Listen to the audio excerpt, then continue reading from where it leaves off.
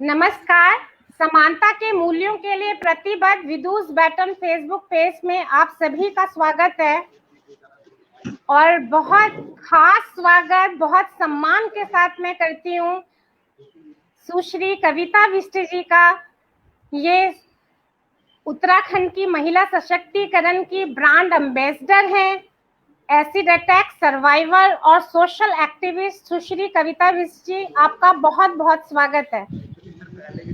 धन्यवाद। विदुष पैटर्न का धन्यवाद करना चाहती हूँ कि आपके पेज के थ्रू काफी आपके श्रोता मेरे को सुन पा रहे हैं और आज फादर डे है और मैं अपने फादर को विश करती हूँ और जो मेरे मुंह बोले पिताजी हैं जिन्होंने मुझे अपनी बेटी बनाया है एंडी भट्ट जी को मैं फादर डे की काफी बधाइयाँ देती हूँ।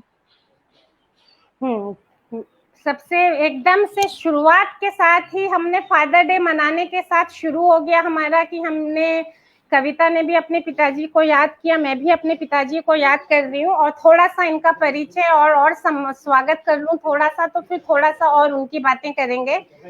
बहुत सारे लोग इस समय आपको देख रहे हैं, मैं 4-5 का नमस्कार आप तक पहुंचा देती हूँ। दिल्ली यूनिवर्सिटी की बीए की छात्रा शिवी सिंह आपका स्वागत कर रही है। हिंदी कथा साहित्य के वरिष्ठ लेखक योगेंद्र आहूजा आपको नमस्कार कर रहे हैं।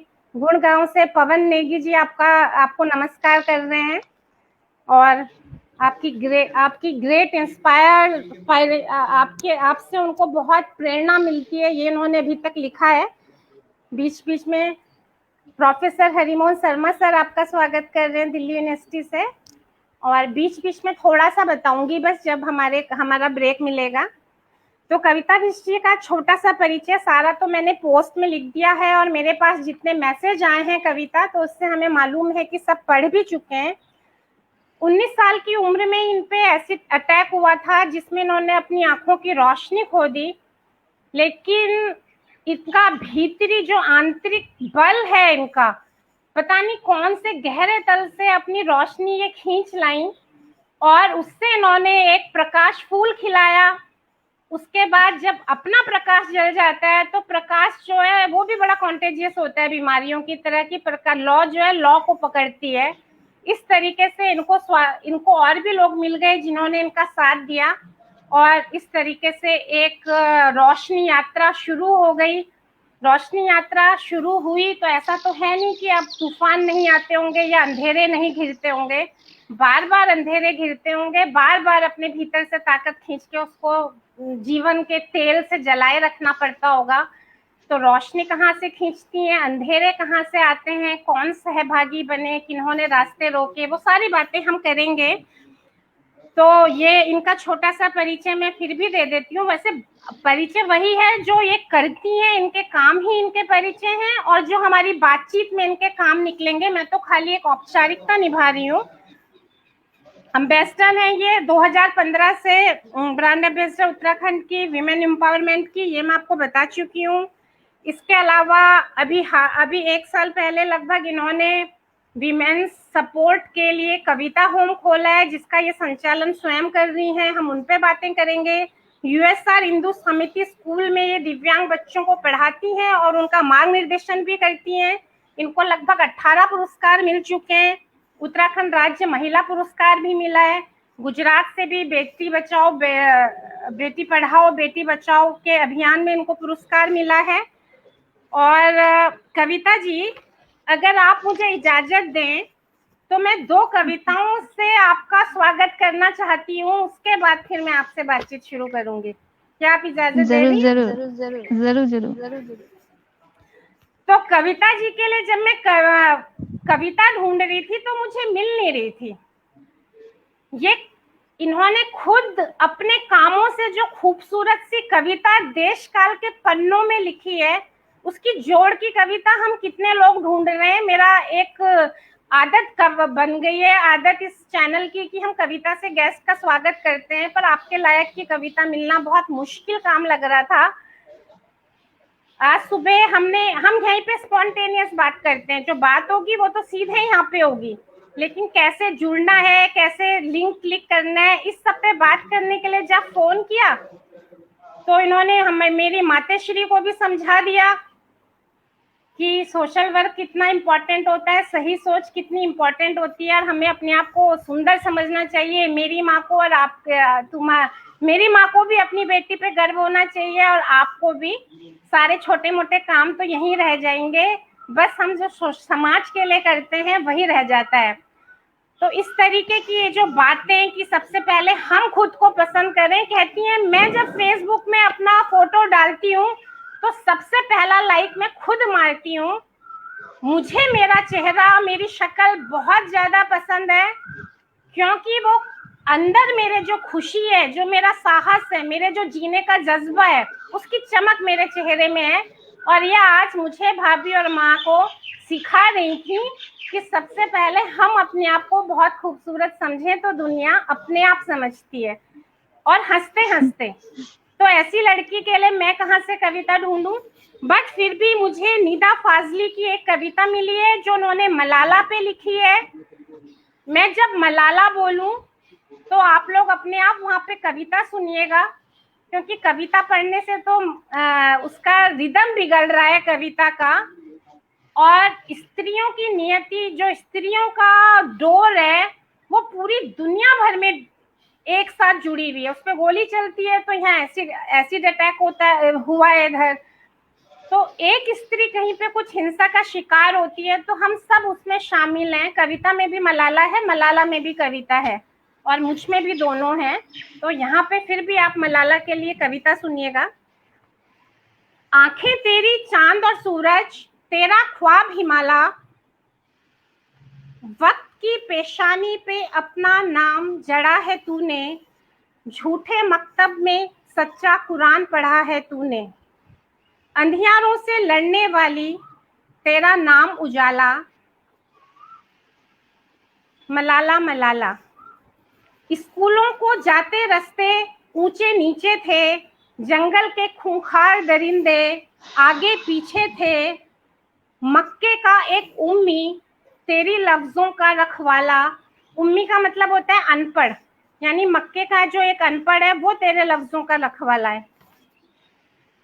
तुझ पे चलने वाली गोली हर धड़कन में है, एक ही चेहरा है तू लेकिन हर दर्पण में है, तेरे रास्ते का हम राही नीली छतरी वाला, मलाला मलाला। ये कविता थी निदा फाजली की, और ये वो कविता है जो हम अपनी तरफ से कविता जी को डेडिकेट करना चाहते हैं। जो हमारी भावना है कि तुम्हारी आंखों में हमें चांद और सूरज दिखते हैं।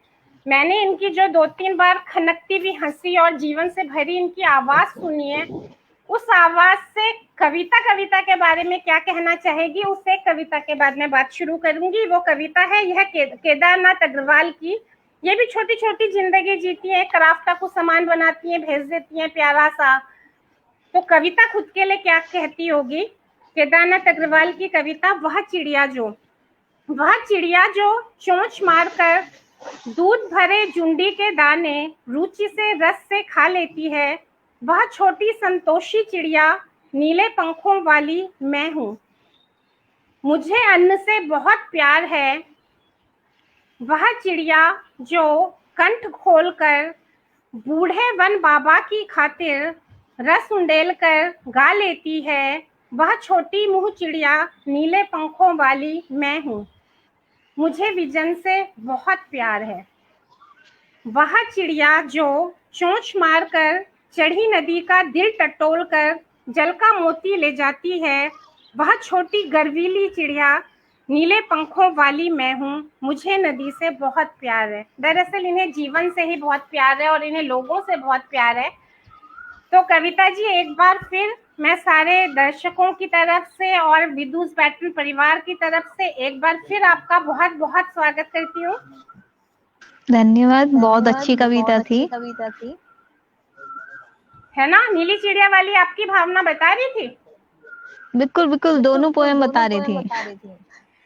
तो बस हमारी बातचीत से जस्ट पहले अभी के मैं जल्दी से कुछ कमेंट पढ़ लूं। शिवी सिंह बोल रही है, आंखों की रोशनी जाने पर भी स्क्रिप्ट को नहीं जाने दिया आपने madam, hats off you ma'am. Rajni Negi ji Gujarat से हैं, हार्दिक स्वागत कर रही हैं आपको। साधना मोहन आंटी रवि मोहन अंकल के फोन से हैं, दोनों का स्वागत कर रही हैं। बल्लभ नवानी जी हैं, वो बहुत आपकी प्रेरक स्टोरी से बहुत इंस्पायर हो रहे हैं। और शिवी सिंह बोल रही हैं, एक अलंकार से दूसरा अलंकार, कविता मैम के लिए कविता। कविता जी की बातों का असर जो दिखाई दे रहा है। रश्मि जी आप भी बहुत, हाँ, इनकी सुबह सुबह छुअन लग गई इनकी हंसी की, तो मैं भी। और नीली चिड़िया वाली कविता पढ़ी तो नीली नीला कपड़े भी मैंने पहन लिए, क्योंकि उसकी नीली चिड़िया में मैं भी शामिल हूँ कविता की।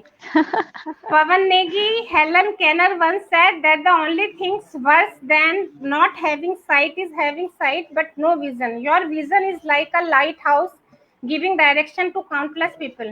आपने जो विजन है वही असली आपकी दृष्टि है, वो ये कह रहे हैं। और विशाल पांडे दिल्ली यूनिवर्सिटी के शोध छात्रा और वरिष्ठ लेखक विनोद दास जी आपका स्वागत कर रहे हैं। और अब हम बातचीत को आगे बढ़ाते हैं। लास्ट कमेंट महेश पुनेठा जी नमस्कार कर रहे हैं अल्मोड़ा पिथौरागढ़ से।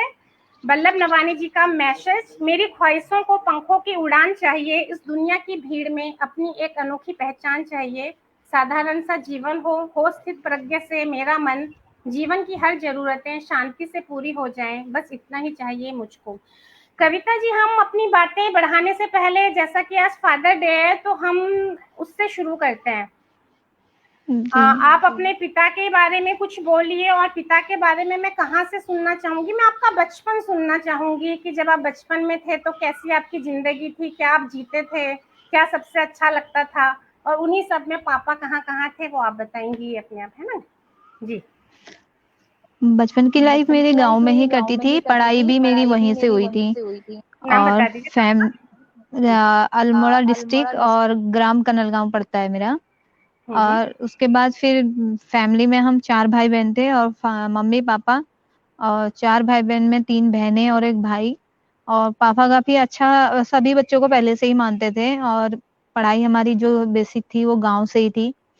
और सडनली फिर 2007 में मेरी बड़ी दीदी एक्सपायर हो गई थी, और किडनी इन्फेक्शन से। और 2008 में मेरे साथ एसिड अटैक हुआ था, 2012 में छोटी बहन खत्म हो गई थी, और फिर फादर मेरे 2016 में एक्सपायर हुए थे। लेकिन जब तक मेरे फादर जिंदा थे एसिड अटैक के बाद भी, जब पहले तो बेटी मानते थे, लेकिन बाद में वो मेरे को बेटा मानते थे कि ये मेरा बेटा है, इसने मेरा पूरा परिवार चला रखा है और पूरी जिम्मेदारियां उठा रखी है। तो काफी मतलब सपोर्ट करते थे। फैमिली मेरी वैसे सपोर्ट करती है, कुछ भी मैं काम करूँ, किसी चीज में रोक टोक कभी नहीं करी मेरी फैमिली ने कि ये मत करो वो मत करो, यहाँ नहीं जाना वहां नहीं जाना। उन्हें पता है कि ये जो भी करेगी अच्छा काम करेगी, गलत काम कहीं नहीं करेगी। तो इसी तरीके से गांव में अपनी जिंदगी कटी, हंसी खुशी। और जो रही हॉबीज की, सोशल वर्क की, वो मेरी बचपन से ही हॉबीज थी। और मैं घर में, जैसे मम्मी खेतों में भेजती थी घास निकालने जाओ ये वो, रास्ते से ही अगर किसी ने काम बता दिया उसका काम कर दूंगी, बट अपना काम छोड़ के उनके घर चली आऊंगी काम करने। या कोई कहेगा घास डाल दो हमारे घर, वो भी डाल दूंगी, लेकिन अपने घर वालों की डांट सुन लूंगी। लेकिन जिसने मेरे को किसी काम के लिए बोला, मैं उसका काम पहले निभा के आती थी मतलब। और शुरू में हमारे गांव में 1-2 लोग ऐसे हैं जिनके बच्चे भी नहीं है, ताऊ ताऊ, उनका भी मैंने बहुत ज्यादा हेल्प करती थी। अपना पढ़ाई वढ़ाई, स्कूल से आती थी वहीं चली आती थी, उनकी हेल्प करना। हालांकि वो अभी सुन रहे होंगे, उनको लिंक भेजा था मैंने।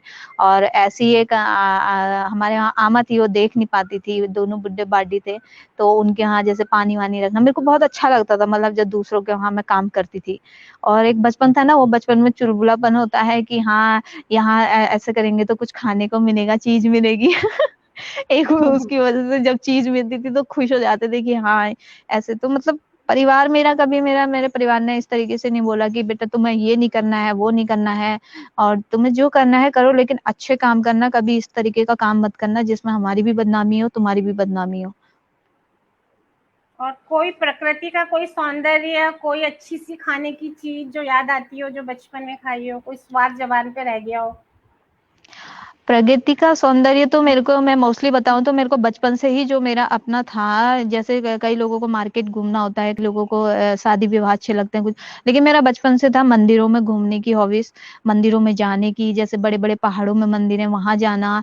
और बचपन में मैं, हाँ एक बात और शेयर करूँ कि बचपन में मैं जब 5th क्लास की थी, मैंने 5th क्लास से अपनी पढ़ाई छोड़ के मैं 1 साल मतलब मंदिर में रही हूँ। हम हमारे वहाँ एक बजरंगबली जी का मंदिर है, वहाँ एक बाबा जी रहते थे, बाबा जी के साथ मैं 1 साल मतलब मैंने वहाँ पे पूरी भक्ति की, अपना घर छोड़ दिया था मैंने, और एक टाइम का खाना, पूरी भक्ति करना, ध्यान लगाना, हर चीज, मतलब वो लाइफ इतनी मस्त लगती थी, लगता था कि मतलब दुनिया में कोई मोह माया रह ही नहीं गई थी।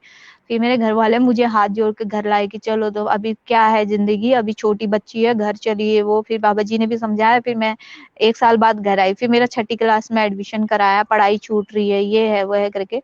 फिर मैं 6ठी क्लास से अपने घर जब आई, 6ठी क्लास में मेरा एडमिशन कराया, 6 में मैं फिर एडमिशन करने के बाद रेगुलर पढ़ाई होने लगी। और खाने में ऐसा मेरा कुछ नहीं है कि मैं कोई ये फेवरेट है या वो है, खाने के लिए सब कुछ खा लेती हूँ, बस एक चीज नहीं खाती डांट खाना मुझे पसंद नहीं है, बाकी मुझे सब चीज पसंद है सब चीज पसंद है तो मजा तो आता है ना खाने में, तो कुछ हाँ, याद तो मजा तो होगा थोड़ा आता है सा। चाव से। पहाड़ी डिश तो कोई भी हो, भटकी चुड़कानी है, अपने भुजे की हाँ बढ़िया है, हाँ भटके डुबके हैं, जो मिल गया सो खा लिया, बस डांट खाना पसंद नहीं है ठीक है। एक तो थोड़े से पहाड़ी व्यंजनों के नाम सुनना चाह रही थी, एक सोचा था कुछ काफल बेर कुछ बोल और भी बोलेंगी, दूसरा आप अरे लगातार बोलते पहाड़ी हैं ना। डिश तो काफी है, गहत की बच, दाल हो गई आपकी, गहत के डुबके हो गए आपके, और भटके वो हो गया, झुमरे का भात हो गया, मडवे की रोटी हो गई लहसुन के नमक के साथ आप क्या क्या। काफी दर्शक पहाड़ी जुड़े होंगे, उन्हें खुद ही पता होगा कि पहाड़ी डिश क्या नहीं फेवरेट नहीं, होती है जो अपनी। आपको पसंद है वो पूछ रहे थे, नाम तो उनको सब पता है, तो वो स्वाद आपको भी कभी कभी याद मेरा आते होंगे। मेरा तो बस वही मडवे की रोटी का स्वाद याद आता है, चूल्हे की रोटी, मडवे की रोटी हो और उसमें लहसुन का नमक हो, आहा। हाँ, ये आहा सुनने तक मैं बोलती रहती, चाहे 1 घंटे खाने पे बात करो। जब हाँ, जब बिल्कुल तक बिल्कुल। जब तक आप आहा नहीं बोलती तब तक मैंने खाने की बात ही नहीं बदलनी थी, क्योंकि बहुत या, बचपन से ही सबकी सबकी बातें कर रही हो, थोड़ा थोड़ा अपने आप को भी आनंद देना बहुत जरूरी है। और शिवी सिंह के मुंह पे पानी आ गया है, अब हम सफल हुए। तो जी, आप ऐसा ऐसे खाने खाते रहना, ऐसे लुत्फ जिंदगी के लेते रहना कि जिससे सुनने वाले के मुंह में पानी आए, क्योंकि हमें अपने लिए भी करना चाहिए ना।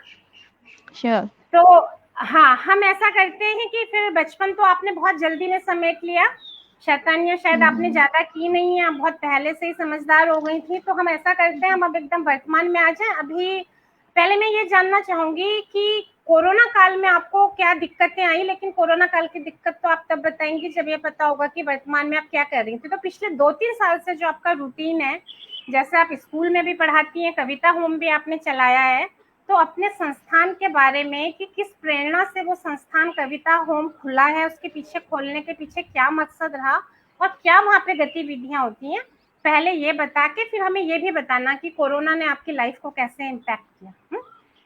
जी जरूर। जरूर। मैंने जो है मैंने कि जो है कि 2012 में 2012 में 2008 में मेरे 2008 साथ में एसिड मेरे साथ अटैक हुआ एसिड था, अटैक हुआ था। और 2010 तक मैं गांव में ही थी। गांव में होने के बाद मेरे को उस टाइम लगता था कि जिंदगी कुछ नहीं रह गई, मैं ब्लाइंड हो गई हूँ, देख नहीं सकती, क्योंकि गांव में मोस्टली ब्लाइंड लोग होते नहीं है, और अगर होते हैं तो फिर उनको वही धिकारा जाता है, अंधी है, अंधा है, या काना कानी, मतलब इतने गंदे गंदे वर्ड पहाड़ी लोग यूज करते हैं कि मतलब अंदर तक कुरेदे जाते हैं वो शब्द। तो उस टाइम लगता था कि मैं ही हूँ अपने वहाँ ब्लाइंड, बाकी कोई नहीं है, मेरी जिंदगी खराब हो गई, ऐसे करके बहुत ज्यादा डिप्रेशन में चली गई थी मैं कि अब क्या होगा, क्या करूंगी, मेरा तो चेहरा भी खराब है। और होता है ना कि कभी किसी के साथ सडनली अगर कुछ ऐसा हादसा हुआ, और आपने जैसे बताया कि 19 साल की थी, उस टाइम मेरे को 19वां लगा ही था। 8 अक्टूबर को मेरा बर्थडे था, और 2 फरवरी को मेरे साथ एसिड अटैक हो गया था।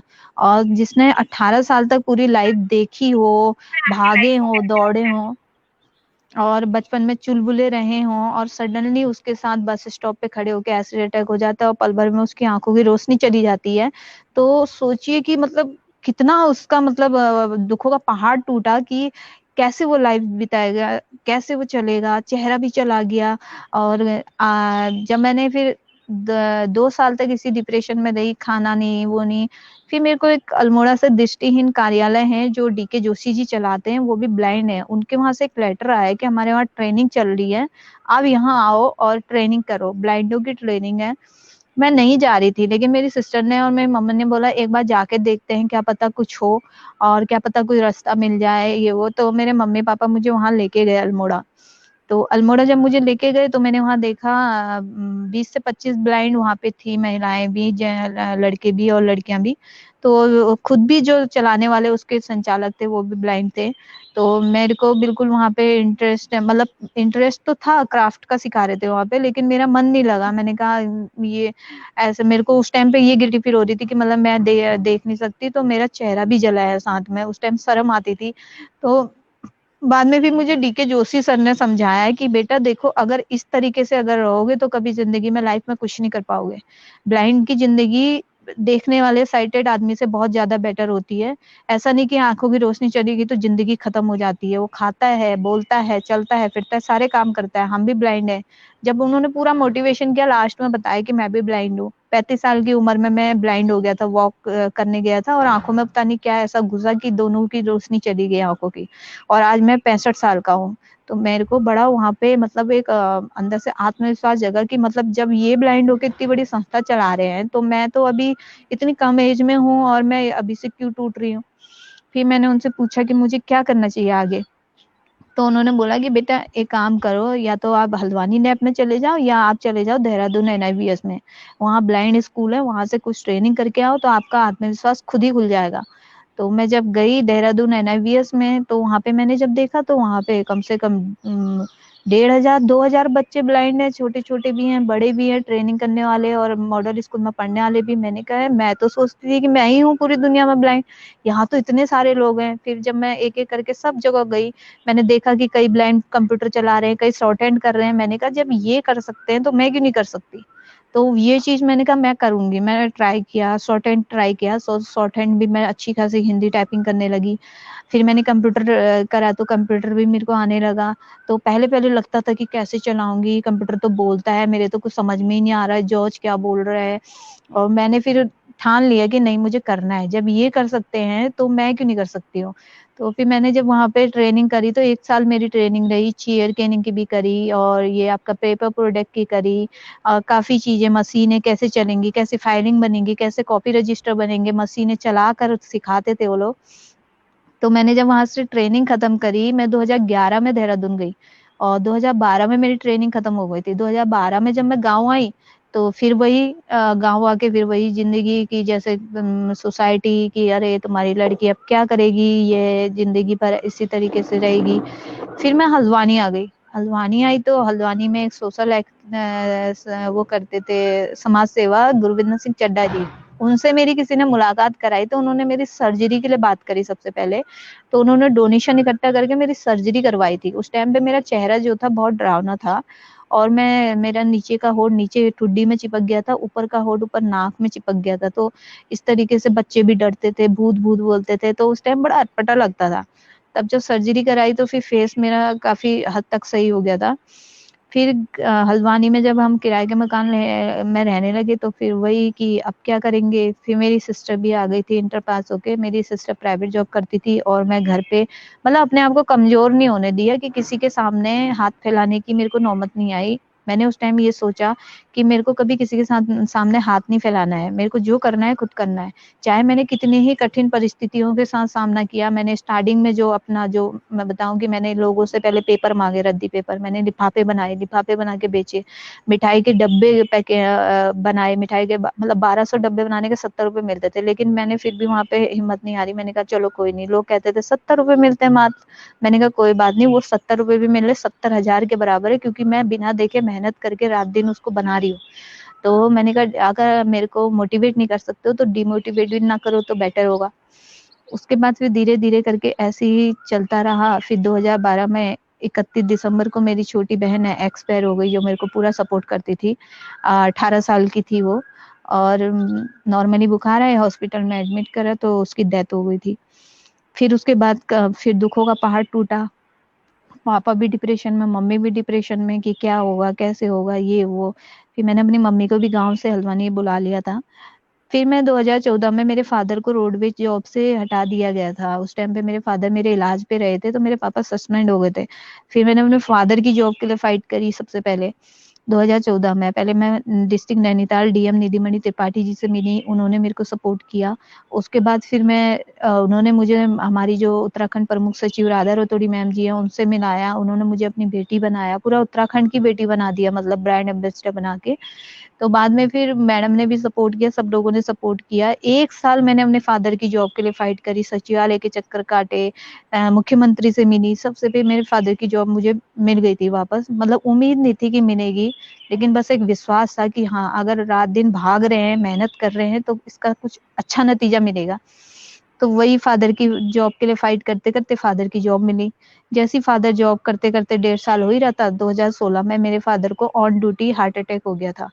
तो पापा नैनीताल जा रहे थे गाड़ी लेके, तो भुजिया घाट में चलती बस में 45 सवारियां थी और चलती बस में उनको हार्ट अटैक आया। उन्होंने एकदम गाड़ी किनारे रोकी और स्टीयरिंग पे सर रखा, वहीं उनकी डेथ हो गई थी हार्ट अटैक से।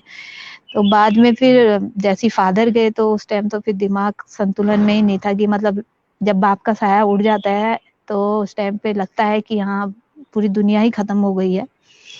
उसके बाद उस टाइम पे जो परिस्थितियां मेरे सामने आई, बहुत ही मतलब ऐसी परिस्थितियां आई कि उस टाइम पे मेरी सैलरी भी नहीं आई थी, 6 महीने हो गए थे। और कैसे फादर का अंतिम संस्कार किया जाए, कैसे क्या हो। और फिर उस टाइम पे इतना टेंशन होने लगा कि मतलब आज देखो, जिस पापा ने मुझे पाला, जिस इतना सब कुछ बड़ा किया, इतना भी मेरे साथ सब कुछ हो गया तो फिर भी सपोर्ट में रहे, तो लेकिन आज उनके अंतिम संस्कार के लिए मेरे पास पैसे नहीं बचे करके, लेकिन फिर भी मेरे जितने भी लोग जानने वाले थे, सपोर्ट करते थे, जिनको पता था कि ये फाइटर है, ये फाइट करती है, इसका एक दृढ़ निश्चय है, तो वो लोगों ने फिर उस टाइम पे मेरी हेल्प करी। हेल्प करके मेरे फादर मतलब हेल्प किया, ऐसी पेपर में छापा ताकि चंदा करके इसके पिताजी का अंतिम संस्कार हुआ। लेकिन उस टाइम पे लगा कि हाँ, मतलब दुनिया में हम जिसके लिए जी रहे हैं, सोसाइटी के लिए, वो सोसाइटी एन मौके पे सपोर्ट करने नहीं आती है। उस टाइम पे भी बहुत कम लोग सपोर्ट करने आए थे। फिर मैंने कहा चलो, फिर धीरे धीरे करके अपना फाइट करी। फाइट करने के बाद आगे बढ़े तो 2014 में मुझे उत्तराखंड में निर्भया प्रकोष्ठ में जॉब में तैनात कर दिया गया था। राधा रतोड़ी मैम ने मुझे वहां पे जॉब दे दी थी अनुसेवक के पद पे, तो मुझे वहां पे 7,500 रुपये मानदेय मिलता था। और मैं उस 7,500 रुपये के मानदेय पे अपना परिवार पूरा, रेंट भी देना है, खाना खर्चा भी चलाना है, और मदर का भी करना है, फादर का भी करना है, पूरी जिम्मेदारियां 7,500 में निभाती थी मैं। और अपनी इच्छाएं मारती थी बट लेकिन अपने परिवार की कभी इच्छाएं नहीं मारी मैंने। कंटिन्यू अपने परिवार को इस तरीके से रखा, उनको ये फील नहीं होने दिया कि मतलब तुम्हारी जिंदगी अभी ऐसी है कि एक जना कमा रहा है, इतनी कम इनकम से तुम्हारा परिवार चल रहा है तो कैसे चल रहा है। धीरे धीरे करके फिर मेरे को 2015 में उत्तराखंड ब्रांड एम्बेसडर बना दिया गया। ब्रांड एम्बेसडर बनाया तो लोगों के लिए मोटिवेशन की, महिलाओं के लिए मोटिवेशन है कविता। ब्रांड एम्बेसडर बनाने का भी तथ्य ये था कि मेरी छोटी छोटी एक्टिविटियां 2012 से शुरू हो गई थी, जैसे किसी गरीब के लिए पढ़ाई के लिए डोनेशन इकट्ठा करना, किसी के इलाज के लिए, या किसी के सर्वाइवर के ट्रीटमेंट के लिए। तो जब मेरा राधा रतोड़ी मैम ने देखा मेरा ट्रीटमेंट लोगों के लिए मैं हेल्प कर रही हूँ, तो उन लोगों ने मुझे उत्तराखंड राज्य महिला पुरस्कार से सम्मानित किया। उत्तराखंड राज्य महिला पुरस्कार से सम्मानित करने के बाद 2015 में मेरे को उत्तराखंड ब्रांड एम्बेसडर बनाया गया था। तो धीरे धीरे करके ऐसी संघर्ष रहा। संघर्ष रहने के बाद आज मतलब मैं इतना सेल्फ डिपेंड, अपने पे सेल्फ डिपेंड हूँ कि मेरे को प्राउड होता है कि मैंने अकेले अपनी लाइफ बहुत मुश्किलों से झेली है, तो उसमें मैं किसी के लिए दया का पात्र नहीं बनी हूँ। कविता जी, आपकी कहानी तो जितनी मार्मिक है उतनी मतलब प्रेरणा भी बहुत दे रही है, पर उसको सुन के कष्ट भी बहुत हो रहा है कि इतना कुछ आपको झेलना चाहिए नहीं था जितना झेलना पड़ा आपको। वाह वाह, ऐसे भी आपने हमें इन्हें दिखा दिया, बहुत अच्छा किया। तो हम बातचीत बिल्कुल ऐसे ही जारी रख रहे हैं, बात में हमारे कोई भी वो नहीं है। आपको ऐसे देख के हमें अच्छा लग रहा है, बिल्डिंग भी दिख रही है, आप चलती भी दिख रही हैं। एक्चुअल में मैं आपको बताऊं, बारिश हो गई है, मैं बारिश में थोड़ा सा इंटरव्यू दे रही थी आपको भीगते भीगते, तो अभी मैं अंदर आ रही हूँ। हमारी बातचीत बिल्कुल ऐसे ही जारी है, लेकिन मैं अपने साथ में डॉक्टर प्रतिभा नेथानी जी को जोड़ लेना चाहती हूँ, पर बातचीत हम ऐसे ही जारी रखेंगे अभी। प्रतिभा नेथानी जी, आपका बहुत बहुत स्वागत है विदुष बैठन मंच में। मैं छोटा सा परिचय आपका दे दूं कि ये मुंबई के सेंट जेवियर कॉलेज में पॉलिटिकल साइंस की हेड ऑफ द डिपार्टमेंट है और एकेडमिक के काम के साथ सामाजिक सरोकारों से बहुत जोर शोर से जुड़ी हुई हैं और एक एसिड अटैक सर्वाइवर के लिए काम करने वाली संस्था है रिकंस्ट्रक्टिव सर्जरी फाउंडेशन, उसके साथ ये संबंध है। तो इसलिए हमने और ये आई, जैसे कि अभी कविता जी आपके लिए अभी तो बिजी है। कविता जी आपके लिए बहुत लोगों ने मैसेज भेजे, सब आपको सलाम कर रहे हैं। श्वेता माशीवाल जी, महेश पुनेठा जी, शिवी, दिनेश कर्नाटक, रेखा चमोली जी, बस मैं नाम पढ़ लेती हूँ, मैसेज मैं आपको फोन पे सुनाऊंगी, ढेर सारे अच्छे अच्छे। भास्कर चौधरी जी, बहुत प्यारे प्यारे मैसेज इन सब ने, वल्लभ नवानी जी, विशाल पांडे जी ने लिखे हैं। तो जैसे ये आपको देखते ही आपके मुंह में बन गए, मैं मेरी माँ, भाभी, ऐसे ही जो प्रतिभा नेथानी जी हैं, वो तो इनके जज्बे से बहुत दिनों से इतनी प्रभावित हैं। तो वो उन्होंने भी कहा कि हम भी अपनी अनुभव यात्रा अपने जो कविता जी के साथ रही है उसको साझा करेंगे। तो स्वागत है आपका। थैंक यू, धन्यवाद धन्यवाद। बात आगे बढ़ाते हैं कविता, अभी थोड़ी देर। मेरे को ये आपके, मैं ये इसको कमेंट को हटाने की कोशिश कर रही हूँ एक्चुअली, इससे थोड़ा सा ध्यान मेरा बटा हुआ है कि इस कमेंट ये चेहरे पे ना आए, ये कैसे होता है मुझे समझ आ नहीं रहा है। सोचती हूँ अभी, बात आगे बढ़ाते हुए। तो कविता जी आपने जो अपनी ये यात्रा जो आपने बताई, तो इसमें जो इतना दुखद पहलू एक आ गया है, तो उसको जानने का ये मन कर रहा है कि आखिर ये घटना ऐसे घटी क्यों।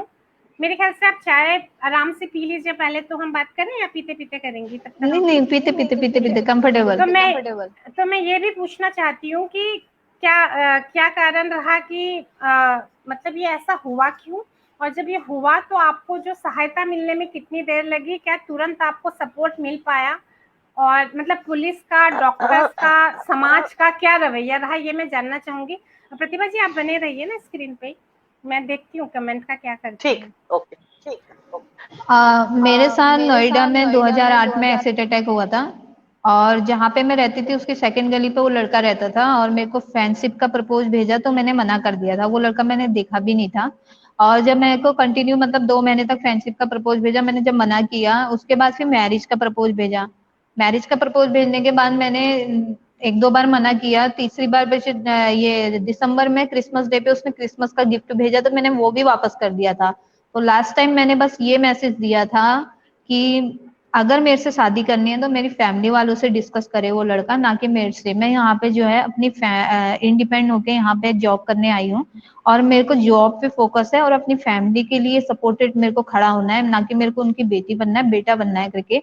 तो बाद में उसने जिस लड़की के यहाँ जवाब भेजता था उस लड़की को बोला था कि अगर इसको अपनी खूबसूरती और चेहरे का घमंड है, ये मेरे से शादी नहीं करेगी तो लाइफ में इससे कोई लड़का शादी नहीं करेगा, इसका चेहरा ऐसा बना दूंगा। तो उस लड़की ने बताया नहीं था, उसने बाद में बताया जब एसिड अटैक हो गया था। और उसके ऐसे कहने के बाद ही मतलब हफ्ता 15 दिन के बाद उसने एसिड अटैक कर ही दिया था। और एसिड अटैक भी शनिवार का दिन था, वो दिन मुझे आज भी याद है, शनिवार का दिन था। और उस दिन 3 बार मैं बिस्तर से उठी थी कि मैं ड्यूटी जाऊं या नहीं जाऊं, क्योंकि उसके 3 दिन पहले मेरा थोड़ा कंपनी से आते समय एक्सीडेंट हुआ था, तो घुटने में चोट आई थी, पट्टी अट्टी लगी थी। 3 बार मैं बिस्तर से उठी, जाऊं नहीं जाऊं, जाऊं नहीं जाऊं। तो मैंने कहा जाती हूँ, आज मॉर्निंग का लास्ट सैटरडे है, फिर अगले हफ्ते से इवनिंग हो जाएगी तो आराम से जाएंगे। तो मैं मॉर्निंग 5:15 बजे कमरे से निकली थी। 5:15 बजे कमरे से निकलने के बाद जैसे ही मैं बस स्टॉप पे पहुंची, बस स्टॉप पे मैं खड़ी थी, तो बस हमारी वहां पे आती थी कंपनी की। तो जैसे ही वहां पे खड़ी तो 2 जने बाइक में आए। अब मैंने इतना ध्यान भी नहीं दिया क्योंकि हम तो गांव के हैं, सीधी सी बात है कि गांव में ऐसा क्राइम ना कभी होता था, और ना हमारे यहाँ ऐसे टेलीविजन या न्यूज़पेपर था कि हमने कभी ऐसे पहले सुना हो कि ऐसे भी कांड होते हैं। तो बाइक आई, मैंने सोचा नॉर्मली जो नाइट ड्यूटी करने वाले हैं या मॉर्निंग वाले जा रहे होंगे, तो मैंने इतना ध्यान नहीं दिया। 2 जने थे, दोनों ने हेलमेट पहना था। पहले वो बाइक एकदम मेरे बगल से गुजरी, बगल से गुजरने के बाद आधे किलोमीटर दूर तक वो बाइक गई, वहां से फिर वो वापस आई। तो मैंने इतना ध्यान नहीं दिया क्योंकि मतलब ही नहीं था कुछ। जैसे वो बाइक वापस आने के बाद मेरे बगल से ही गुजरी, मेरे बगल से गुजरते समय उस पीछे वाले ने एकदम मग्घे से चेहरे पे एसिड मारा और भाग गए। 5 मिनट तक तो कुछ पता ही नहीं चला कि क्या हुआ। मैंने सोचा किसी ने पानी डाल दिया। जब 5 मिनट के बाद एकदम चेहरे में जलन होने लगी और एकदम मैंने चेहरे पे हाथ लगाया तो पूरा प्लास्टिक की तरह मांस हाथ पे चिपकने लग गया। मैंने ऐसे गाल के नीचे, ठुड्डी के नीचे हाथ लगाया तो देखा तो ऐसे प्लास्टिक की तरह जैसे पानी की बूंदें गिरती हैं ऐसे पूरे चेहरे का मांस गिरने लगा और मैं चिल्लाने लगी। मैं जमीन पे लोट-पोट लेने लगी। वहां पे मेरा बैग भी गिर गया, सब कुछ, और बचाओ बचाओ बचाओ करके। अब हालांकि वहां पे खोड़ा का कांड था, नोएडा में खोड़ा का, और कविता पैलेस पिक्चर हॉल वहां पे नजदीकी था। वहां पे एक गार्ड भी खड़ा था क्योंकि जब मैं वहां पे जा रही थी तो वहां पे गार्ड खड़ा था। तो मैंने जब देखा उस टाइम पे, जब मैं बचाओ बचाओ जमीन पे लोट-पोट ले रही थी, एक दिन पहले बारिश हुई थी, कीचड़ में सन चुकी थी सब कुछ। उस टाइम पे ना वो गार्ड मेरे पास आया, और नीचे दुकानों की दर थी, सेकंड फ्लोर पे लोग रेंट पे रहते थे। चीखने की आवाज तो सबने सुनी होगी क्योंकि मैं तो इतनी जोर जोर से चिल्ला रही थी, बचाओ बचाओ मम्मी पापा बचाओ बचाओ। किसी ने तो सुना होगा लेकिन कोई भी नहीं आया, कोई भी नहीं आया। तो 6 बजे करीब एक अंकल आए, ड्यूटी को जाते थे, वो थे पिथौरागढ़ के। उन्होंने भी नहीं पहचाना मुझे। उन्होंने बाद में मेरा हैंड पर्स पहचाना जब मेरा नीचे पर्स गिरा हुआ था। उन्होंने कहा बेटा क्या हुआ क्या हुआ। मैंने कहा अंकल पता नहीं, मेरे चेहरे पे किसी ने पानी डाल दिया है और मुझे जलन हो रही है। उन्होंने बताया कि बेटा पानी नहीं, किसी ने एसिड डाल दिया है। जब मैंने ऐसा सुना तो मैं एकदम शॉर्ट हुई। मैंने कहा एसिड डाल दिया है? और मैंने कहा क्यों डाला होगा किसी ने, मैंने किसका क्या किया ऐसे करके। तो मैंने कहा अंकल मुझे बहुत जलन हो रही है, मुझे बचा लो बचा लो। उन्होंने कहा बेटा तुम कहाँ रहते हो? मैंने बोला अंकल मैं वहां रहती हूँ। उन्होंने एड्रेस पूछा, फिर एक रिक्शे वाला आ रहा था, उसको रोका। उसको रोकने के बाद मुझे रिक्शे में बिठाया, फिर मेरे मकान मालिक तक ले गए। लेकिन मैं आज उन मकान मालिक का भी थैंक यू करूंगी। उनके 2 बेटे थे, वो बहुत अच्छा मानते थे मेरे को, उनकी बेटियां नहीं थी।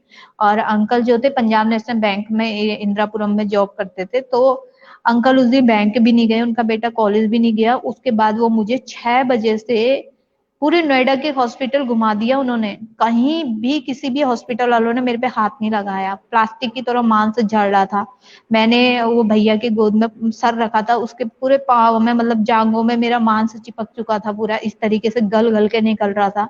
आंखों में ऐसी जलन हो रही थी कि जैसे बिल्कुल आग लग गई है।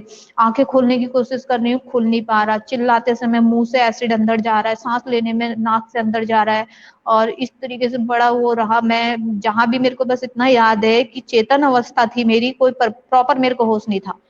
मैं डॉक्टर को बस एक ही चीज बोल रही थी, या तो मुझे इंजेक्शन लगा दो किसी बेहोश होने का, या मेरे को कोई ठंडी चीज ऐसी लगा दो जिससे मुझे ठंडी मचे और मेरे को जलन ना सहनी पड़े। तो डॉक्टर ने बोला हम दोनों में से कोई चीज नहीं लगा सकते, ना आप पे कोई दवाई अप्लाई कर सकते हैं और ना हम इंजेक्शन लगा सकते हैं, और पेशेंट की अगर हमने बेहोश कर दिया पेशेंट की जान भी जा सकती है, और पहले एफआईआर करके लाओ तब हम एडमिट करेंगे बोल दिया। अब वहां एफआईआर करने गए तो उन्होंने बोला पहले पेरेंट्स लाओ तब एफआईआर होगी। ऐसे करते करते दिन का 2:30 बज गया था। सुबह 5:15 का डला हुआ एसिड, और पूरा दिन चला गया 2:30 बजे। और 2 बजे की शिफ्ट में जब मैं कंपनी नहीं पहुंची तो कंपनी वालों ने फिर मेरे मकान मालिक के वहां रेड लाइन में फोन किया कि आप हमारी कविता से बात करा दीजिए, और वो कंपनी नहीं आई। तो आंटी को तो पहले ही गुस्सा आ रखा था कि उसके साथ ऐसा हो गया और कोई हॉस्पिटल वाले एडमिट नहीं कर रहे हैं। दिन भर उनके हस्बैंड और उनका बेटा मुझे ले लेके हॉस्पिटलों के चक्कर काट रहे थे। और उन्होंने फिर मेरे घर फोन किया और उन्होंने समझदारी दिखाई कि मेरे पेरेंट्स उनको डायरेक्टली नहीं बताया कि आपकी बेटी के साथ ऐसा हो गया। उन्होंने बस ये बोला कि कविता का एक्सीडेंट हो गया है और आप यहाँ आओ, थोड़ा चोट वोट लगी है, आपको आना है करके। तो मेरे फादर आए 2 तारीख को वहां से। 2:30 बजे तक जब मुझे ट्रीटमेंट नहीं मिला तो फिर मेरे कंपनी वालों ने बोला आपके हस्बैंड जहाँ हैं उनसे कहें कि वहीं रहें, हम एम्बुलेंस भेज रहे हैं। तो sector 6 Rohan motor C14 Motherson में मैं जॉब करती थी। तो वहां से एम्बुलेंस आई जिला मराठी हॉस्पिटल वहाँ नोएडा में। उसके बाद मुझे वहां से एम्बुलेंस में डाला। एम्बुलेंस में डालने के बाद मुझे सदरजन हॉस्पिटल दिल्ली लाया गया। अब जितने लोग दिल्ली में रहते होंगे, जितने लोगों ने दिल्ली के मतलब जिनको अनुभव होगा उनको पता होगा कि नोएडा से दिल्ली की कितनी रेंज है, कितना दूर है। उतनी दूर तक ले जाने तक पेशेंट तड़प रहा है, एम्बुलेंस में भी तड़प रहा है, कोई ट्रीटमेंट नहीं। उसके बाद 3:30 बजे मुझे आईसीयू के अंदर डाला गया। 2 तारीख को 3:30 बजे मुझे आईसीयू में डाला गया। मेरा मतलब इतना चेहरा स्वेलिंग हो चुकी थी कि बहुत ही ना नाक की रिंग खुल पा रही थी, ना कान की रिंग खुल पा रहे थे। तो उस टाइम पे नर्सों ने भी ऐसा बर्ताव किया कि रिंग खींची, एकदम उन्होंने रिंग खींची तो मेरा हल्का सा लेफ्ट तरफ नाक में कट लगा। कान की बालियां खींची उन्होंने तो कान की नस के अंदर एसिड चला गया, तो मेरा एक लेफ्ट कान छोटा है वो डैमेज हो गया। 8 तारीख मुझे होश आया, फिर 2 तारीख जब मैं बेहोश हो गई, 8 तारीख मुझे होश आया। 8 तारीख मुझे होश आया तो मैं, मेरे फादर 3 तारीख को पहुंच गए थे। और फिर मेरे पापा ने मम्मी को बोला कि तुम अभी गांव ही रहो, और जब ज्यादा स्थिति खराब होगी तो तब बुलाऊंगा मैं। तो मम्मी ने कहा ठीक है। बाद में भी पापा ने वहां से फोन किया कि ये हालत गंभीर है, एक्सीडेंट नहीं हो रखा है, ऐसा ऐसा हो गया है, तेरे को आना पड़ेगा। तो मम्मी फिर 5 तारीख 4 तारीख रानीखेत से चली, 5 तारीख मम्मी दिल्ली पहुंची। दिल्ली पहुंचने के बाद फिर मेरे को 8 तारीख होश आया। 8 तारीख होश आया तो उन्होंने बताया कि पेशेंट 12 नंबर बेड वाले पेशेंट को होश आया है। तो गार्जियन कौन है, मेरे पापा पहले मेरे पास आए। तो पापा ने बोला कबू बाबू क्या हुआ? मैंने कहा पापा मेरे को कुछ दिखाई नहीं, मैंने कहा पापा मेरे को जलन हो रही, पहले मैंने ये बोला, मैंने कहा मुझे जलन हो रही। तो मैंने कहा, पापा ने कहा कोई बात नहीं बेटा, ठीक हो जाएगा, ठीक हो जाएगा। मैंने कहा पापा आप मैंने कहा पापा तुम खड़े कहाँ हो, मुझे दिखाई नहीं दे रहे हो। पापा ने बोला दिखाई नहीं दे रहे हो? मैंने कहा हाँ। पापा रोने लग गए, मेरे को भी रोना आ गया। मैंने कहा मुझे कुछ दिख नहीं रहा पापा करके कहा, तो पापा रोते रोते बाहर को चले गए। और नर्स ने बोला कि पेशेंट के सामने रो मत प्लीज, आप बाहर जाइए करके। पापा मेरे बाहर को चले गए रोते रोते। फिर मेरी मम्मी को भेजा, मेरी मम्मी आई तो मेरी मम्मी ने पूछा, मैंने कहा मम्मी जलन हो रही है बहुत ही, और क्या कहते हैं इससे अच्छा मैं मर क्यों नहीं जा रही हूँ। मम्मी मेरे को दिखाई नहीं दे रहा, मैंने पापा को भी नहीं देखा, मैं तेरे को भी नहीं देख पा रही हूँ। तो मम्मी ने बोला बेटा देखेगी देखेगी कोई बात नहीं। मम्मी भी रोने लग गई थी, मम्मी रोने लगी तो मम्मी भी बाहर चली गई। उन्होंने कहा देखो जब तक थोड़ा सा पेशेंट नॉर्मल ना हो जाए कोई भी गार्जियन नहीं मिलेगा, चाहे वो मदर फादर ही क्यों ना है। तो पेशेंट अभी गंभीर अवस्था में है, ऐसे नहीं मिलना दिया जा सकता। धीरे धीरे करके फिर उन्होंने बोला, मेरी नाक की हड्डी दिखने लग गई थी, पूरा मांस नाक का जल चुका था। तो फिर एम्स में रेफर किया आइस के लिए। उस टाइम मेरी आंखें खुली थी, आंखें खुली थी, पलकें चिपकी नहीं थी, और व्हाइट बॉल और ब्लैक बॉल पूरी सही थी। बस डॉक्टर का ये कहना था, एम्स से डॉक्टर बुला के वो चेकअप कराते थे, तो डॉक्टर का ये कहना था कि कलर लेंस डैमेज हो गया है, वो सही हो जाएगा। तो बाद में फिर हमने एम्स में राधिका टंडन जी को दिखाया, तो डॉक्टर राधिका टंडन जी ने बोला कि आप पहले नाक की सर्जरी करा के लाओ, क्योंकि जो नाक का पस है वो आंख में जाएगा तो आंखों में और ज्यादा मतलब प्रॉब्लम हो जाएगी। हमने कहा ठीक है। मेरे कंपनी वालों ने उस टाइम पे मुझे बहुत सपोर्ट किया। मेरे कंपनी वाले मेरे को सीधे कैलाश हॉस्पिटल ले गए, जहां हमारी कंपनी वालों का इलाज होता था, नोएडा सेक्टर 27 में। कैलाश हॉस्पिटल में मेरी नाक की सर्जरी हुई। नाक की सर्जरी हुई तो मेरे चेहरे पे पूरे पट्टी कर दी गई। पट्टी कर दी गई तो धीरे धीरे मेरी आंखों की जो पलकें हैं वो नाक के इधर हड्डी के अगल बगल से चिपकने लगी। जब सर्जरी की ड्रेसिंग करने के लिए खुलता था तो तब देखते थे। मैं मम्मी से कहती थी मम्मी मुझे आंखों में खिंचाव लग रहा है। मम्मी कहती थी तेरी तो पलकें चिपक रही हैं। फिर उन्होंने बोला डॉक्टर के पास दिखाते हैं। एम्स में दिखाया तो उन्होंने बोल दिया कि कोई दिक्कत नहीं है, चिपकने दो, ये तो और अच्छी बात है, और आंखें सेफ रहेंगी, कल कुछ चिपक भी जाएंगे हम खोल देंगे। अब हम डॉक्टर के भरोसे रहे, जैसे डॉक्टर ने बोला वैसे ही चलते रहे। तो धीरे धीरे करके मेरी पूरी आइज क्लोज हो गई, पूरी पूरी पलकें चिपक गई। पूरी पलकें चिपकी तो अंदर आंखों को ना हवा मिली, ना दवाई मिली, ना कुछ, अंदर ही अंदर मेरी पूरी आंख गल गई। व्हाइट बॉल भी गल गई, ब्लैक बॉल भी गल गई। फिर पूरी तरीके से कितनी बार उन्होंने कोशिश करी, 3-4 ऑपरेशन मेरे हुए आइस के, ओपन करने की कोशिश करी, लेकिन नहीं। अब आइस के अंदर 1-1.5 इंची का गड्ढा हो चुका है। हाँ, पलकें खुल के फिर दोबारा क्लोज हो जाती है। तो फिर धीरे धीरे करके उस टाइम पे मेरे कंपनी वालों ने इलाज में सपोर्ट किया था। और जब मैं हॉस्पिटल में थी, मेरे को आईसीयू से 1 महीने बाद बाहर वार्ड में रखा। तो बस वही है कि वहाँ पे मदर रहें और मैं वहाँ पे रहूं तो ठीक है। उस टाइम प्रॉपर दिमाग काम नहीं कर रहा था, चेतन अवस्था में थे, लेकिन कान खुले थे। तो लोग जब बोलते थे कि अरे इससे अच्छा तो मर जाती लड़की, या तो तुम्हारी लड़की की गलती होगी तब तेजाब डाला होगा, ये होगा वो होगा, उस टाइम पे मतलब ऐसा मन करता था भगवान तू उठा क्यों नहीं लेता है यार, इससे अच्छा तो ऐसे जीने से, अब मेरे को तो जिंदगी भर लोग ताने मारेंगे, ये वो, बड़ा अजीब सा लग रहा था। लेकिन फिर बाद में जब मेरे को धीरे धीरे इलाज में दिखाया, धीरे धीरे करके फिर जब डॉक्टर ने बोल दिया कि तुम इसको ठंडी जगह पे रखो, तो खुद ही प्रॉपरली जो ये मांस गल रहा है, ये थोड़ा ठंडे की वजह से जला हुआ मांस थोड़ा ठीक हो जाएगा, उसके बाद हम करवाएंगे सर्जरी वगैरह। फिर मेरे मदर फादर मेरे को गाँव ले आए थे, और समाज का सपोर्ट उस टाइम पे तो मान के चलिए कि कुछ भी नहीं। अगर समय से मेरे को पुलिस वालों ने एफआईआर ना भी करी होती, तो अगर वो सपोर्ट करते, डॉक्टर सबसे पहले अगर सपोर्ट करता, मतलब एक डॉक्टर को भगवान माना जाता है, तो उस टाइम पे मैं सेम बोलती हूँ उन डॉक्टरों को भी कि आप लोगों के सामने एक बेटी मर रही है, तड़प रही है जलन से, उसका चेहरे के मांस गल रहा है, लेकिन आपने इंसानियत के नाते एक डॉक्टर का फर्ज ही नहीं निभाया उस टाइम पे। तो अगर शायद उन्होंने उस टाइम तुरंत ट्रीटमेंट दिया होता तो आंखों की रोशनी बची होती, शायद एक आंख भी बची होती, लेकिन नहीं। थाने में गए तो उन्होंने भी इंसानियत नहीं दिखाई, जो कि हमारे जो है देश के एक हमारे उनको देशभक्ति मानी जाती है पुलिस वालों को कि हाँ सबके लिए तट पे खड़े रहते हैं, लेकिन उस टाइम पे उन्होंने भी इंसानियत नहीं दिखाई। उन्होंने भी बस यही चीजें बोली कि पहले मदर फादर लाओ। मेरे मामा लोग गए तो बोलते हैं कि नहीं आपके थ्रू नहीं एफआईआर होगी, ये वो करके बड़ा उस टाइम पे मेरे को घुमाया गया। उस टाइम पे मैंने देखा कि इंसानियत के नाम पे किसी के अंदर कोई चीज नहीं रह गई है। उस टाइम पे ऐसा लग रहा था मेरे को। सारे लोग निशब्द हैं तुम्हारी, आपकी ये कहानी वो सुन के जो घटा। और अपराध देखो समाज के प्रति होता है, हम सारे लोग हिस्सेदार हैं इन अपराधों में, और सबको ही मिलके उसका जो मतलब आउटकम है, परिणाम है, वो कायदे से समाज को पूरे भुगतना चाहिए, व्यवस्था को उसका इंतजाम करना चाहिए। पर मुश्किल ये है कि जो व्यक्ति संजोग से उस पर पड़ गया है, भेजना उसको पड़ता है, सब कुछ उसको सहना पड़ता है समाज में, और कुछ भी इसमें नहीं।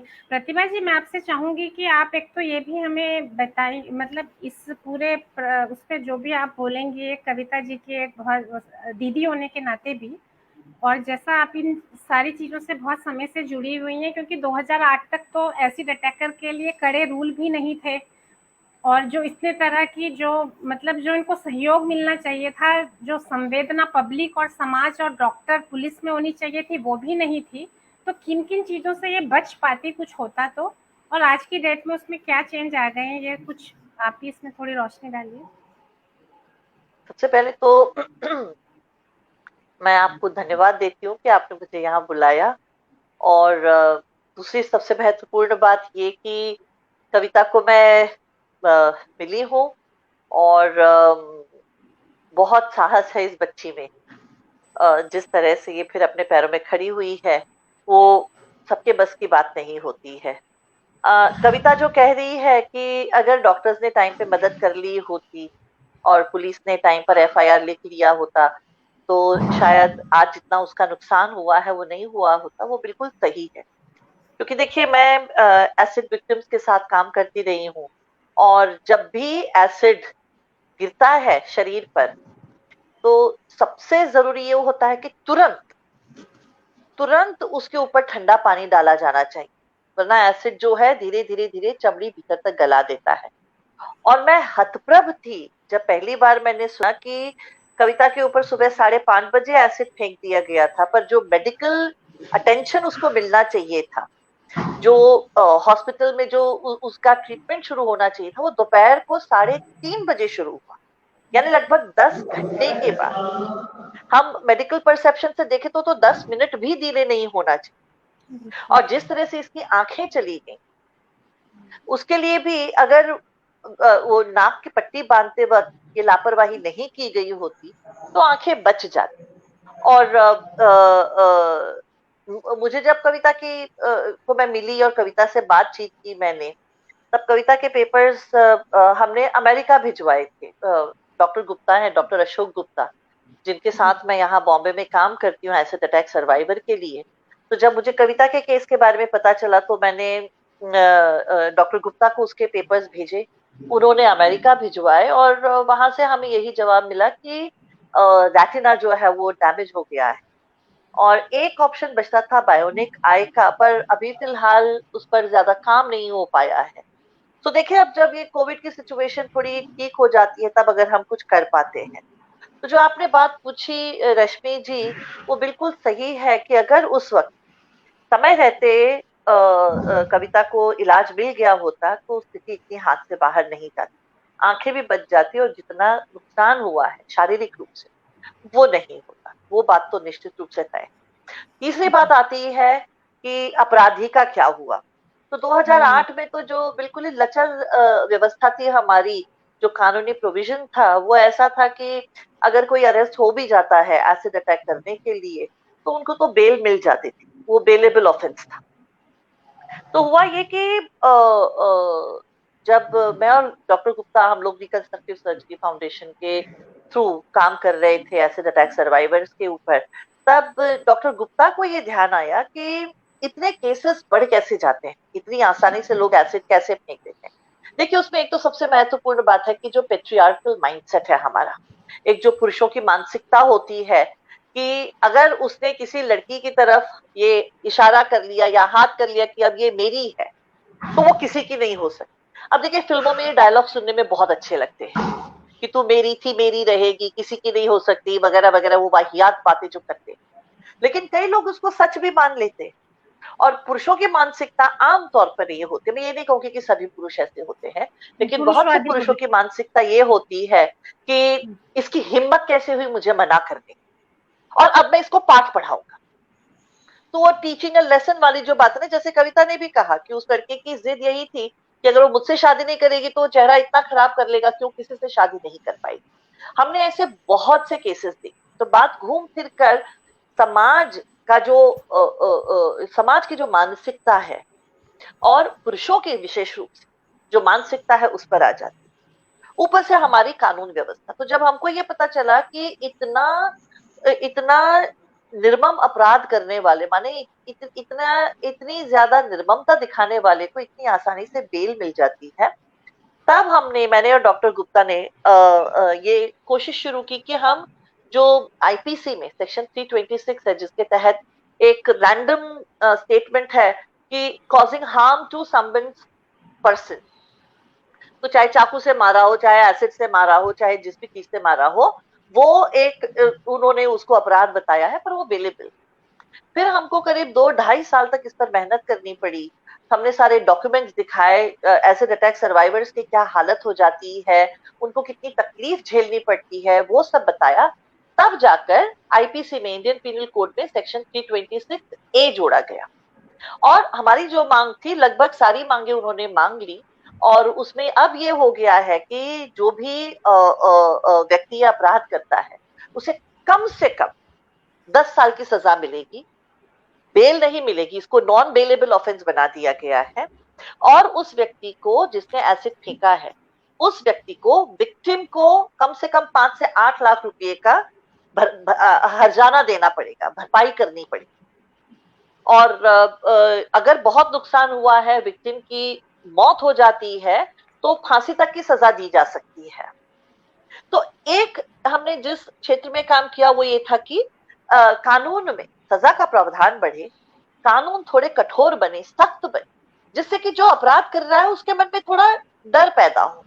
अब दुर्भाग्यपूर्ण बात यह है कि कविता का केस उससे पहले हो गया था, और जो आपराधिक कानून बदलते हैं तो उनको रेट्रोस्पेक्ट में हम नहीं लागू कर सकते, माने पुराने केसेस पे उसको लागू नहीं कर सकते। तो कविता का मैटर तो जो है वो पुराने कानून के हिसाब से ही चला होगा, और वो आदमी छूट भी गया होगा, क्योंकि तब तो कानून इतना ढीला था, इतना माने जिसको कहते हैं इनइफेक्टिव था। वो तो लड़का छूट भी गया होगा, और उसका तो हम कुछ नहीं कर सकते। हमारे लिए महत्वपूर्ण बात यह है कि हम कविता को किस तरह से दोबारा अपने पैरों में खड़ा होने की मदद कर सकते। ये जो है ये जिम्मेदारी समाज की बनती है। तो हमारी तरफ से जो बन पड़ता था हमने वो किया। और एक चीज हमने और की कि जो एसिड अटैक सर्वाइवर्स हैं उनको डिसेबिलिटी के कानून के तहत, माने उनको जो डिसेबिलिटी की परिभाषा है उसमें शामिल किया जाए, हमने ये मांग की। और उनको एजुकेशन और गवर्नमेंट जॉब्स में रिजर्वेशन दिया जाए। तो खैर उसमें भी काफी समय लगा, लेकिन ये कानून अब पारित हो गया है कि एसिड अटैक सर्वाइवर्स को डिसेबिलिटी के जो कैंडिडेट्स होते हैं उनके लिए जितनी सीट्स रिजर्व की जाती है उसमें 5% सीट जो है वो एसिड अटैक सर्वाइवर्स के लिए होंगी, शिक्षा के क्षेत्र में भी और ऑफिसेज में, माने एम्प्लॉयमेंट के क्षेत्र। तो मैं उसको बड़ी उपलब्धि मानती हूँ। देर आयत दुरुस्त आयत वाली बात है कि ये नियम जो है वो बनाने के लिए ये मेरी और डॉक्टर अशोक गुप्ता की जिम्मेदारी नहीं बनती। हमें इसके लिए भागदौड़ करने की जरूरत नहीं पड़नी चाहिए थी, क्योंकि हमारे यहाँ न्यायपालिका है, हमारे यहाँ पार्लियामेंट है, और वो अच्छी तरह से जानते हैं कि हमें समाज में किस तरह के कानून चाहिए। लेकिन एक होता है ना कि लोगों को पड़ी नहीं रहती, तो जब तक उनके ऊपर प्रेशर नहीं डाला जाए, जब तक बार बार उनको झकझोरा न जाए, वो कोई कानून नहीं बनाते। तो खैर मैं इस बात से बहुत खुश हूँ कि कम से कम अब जो है कानून सख्त बन गया है, कड़ी सजा का प्रावधान है, और जो विक्टिम है उसको कॉम्पेंसेशन देने का भी प्रावधान बन गया है। लेकिन ये जो कानून है वो तो आज से ही मतलब जब बना है तब से लागू होगा। हाँ, तो ये तब जो से लागू पीछे वाली घटनाएं, उसमें नहीं मतलब लागू हो सकता। नहीं, मेरा मतलब कल्प्रिट जो है आराम से अपनी नॉर्मल जिंदगी जी रहा होगा, और विक्टिम को कुछ नहीं मिला होगा सरकार की तरफ से, या मुआवजा या कुछ भी नहीं, कुछ नहीं। सही बात है। बल्कि मैं तो सोचती हूँ कि मुझे कविता ने ही बताया, मैं तो जानती ही नहीं थी कि उत्तराखंड में भी एसिड अटैक के केसेस हैं। कविता पे तो चलिए नोएडा में हुआ अटैक, लेकिन उत्तराखंड राज्य के भीतर कम से कम 10-15 ऐसे केसेस हैं, मुझे कविता ने बताया, कि जहां रिमोट एरियाज में भी हम कहते हैं उत्तराखंड बहुत पीसफुल जगह है और वहां अपराध कम होते हैं, लेकिन वहां भी लोगों के ऊपर एसिड अटैक हुए। लेकिन करीब 14-15 केसेस ऐसे हैं, और मुझे हमेशा लगता है कि उत्तराखंड सरकार को आगे आना चाहिए और उनके लिए कोई ना कोई ऐसी व्यवस्था करनी चाहिए जिनसे कि इन लड़कियों को थोड़ा संबल मिले। मैं बॉम्बे में रहती, और चूंकि मैं एसिड अटैक सर्वाइवर्स के साथ काम कर रही थी, तो हम बंबई में जो हमारे उप मुख्यमंत्री थे और होम मिनिस्टर, उस वक्त अजित पवार थे होम मिनिस्टर, तो जब उनकी मीटिंग हुई थी, कि ये आमतौर पे जब भी इस तरह से महिलाओं से संबंधित मुद्दों पर मीटिंग्स होते हैं, चर्चा सत्र रखती है सरकार, तो उसमें मुझे बुलाते हैं, क्योंकि मैं महिलाओं से और बच्चों से संबंधित विषयों पर काम करती रहती। तो हमने एक पूरा प्रारूप बनाया था और हम महाराष्ट्र सरकार के पास गए कि जो महिलाएं एसिड अटैक की विक्टिम्स होती हैं, उसमें चाहे वो गरीब हो अमीर हो, खर्चा बहुत होता है इलाज में। और इसलिए सरकार की तरफ से उनको तुरंत, जैसे ही एफआईआर रजिस्टर होता है, माने वो केस दर्ज हो जाता है कि अपराध हुआ है, उन्हें तुरंत कोई रिलीफ मिलना चाहिए। तो हमारी ये मांग महाराष्ट्र सरकार ने मानी, और रेप की जो शिकार होती है महिलाएं और एसिड अटैक के जो विक्टिम्स होते हैं, उनको तुरंत एफआईआर रजिस्टर होते ही 20,000 रुपये और उसके बाद 2 से 5 लाख रुपए तक का जो है सरकार अपनी तरफ से मदद करती।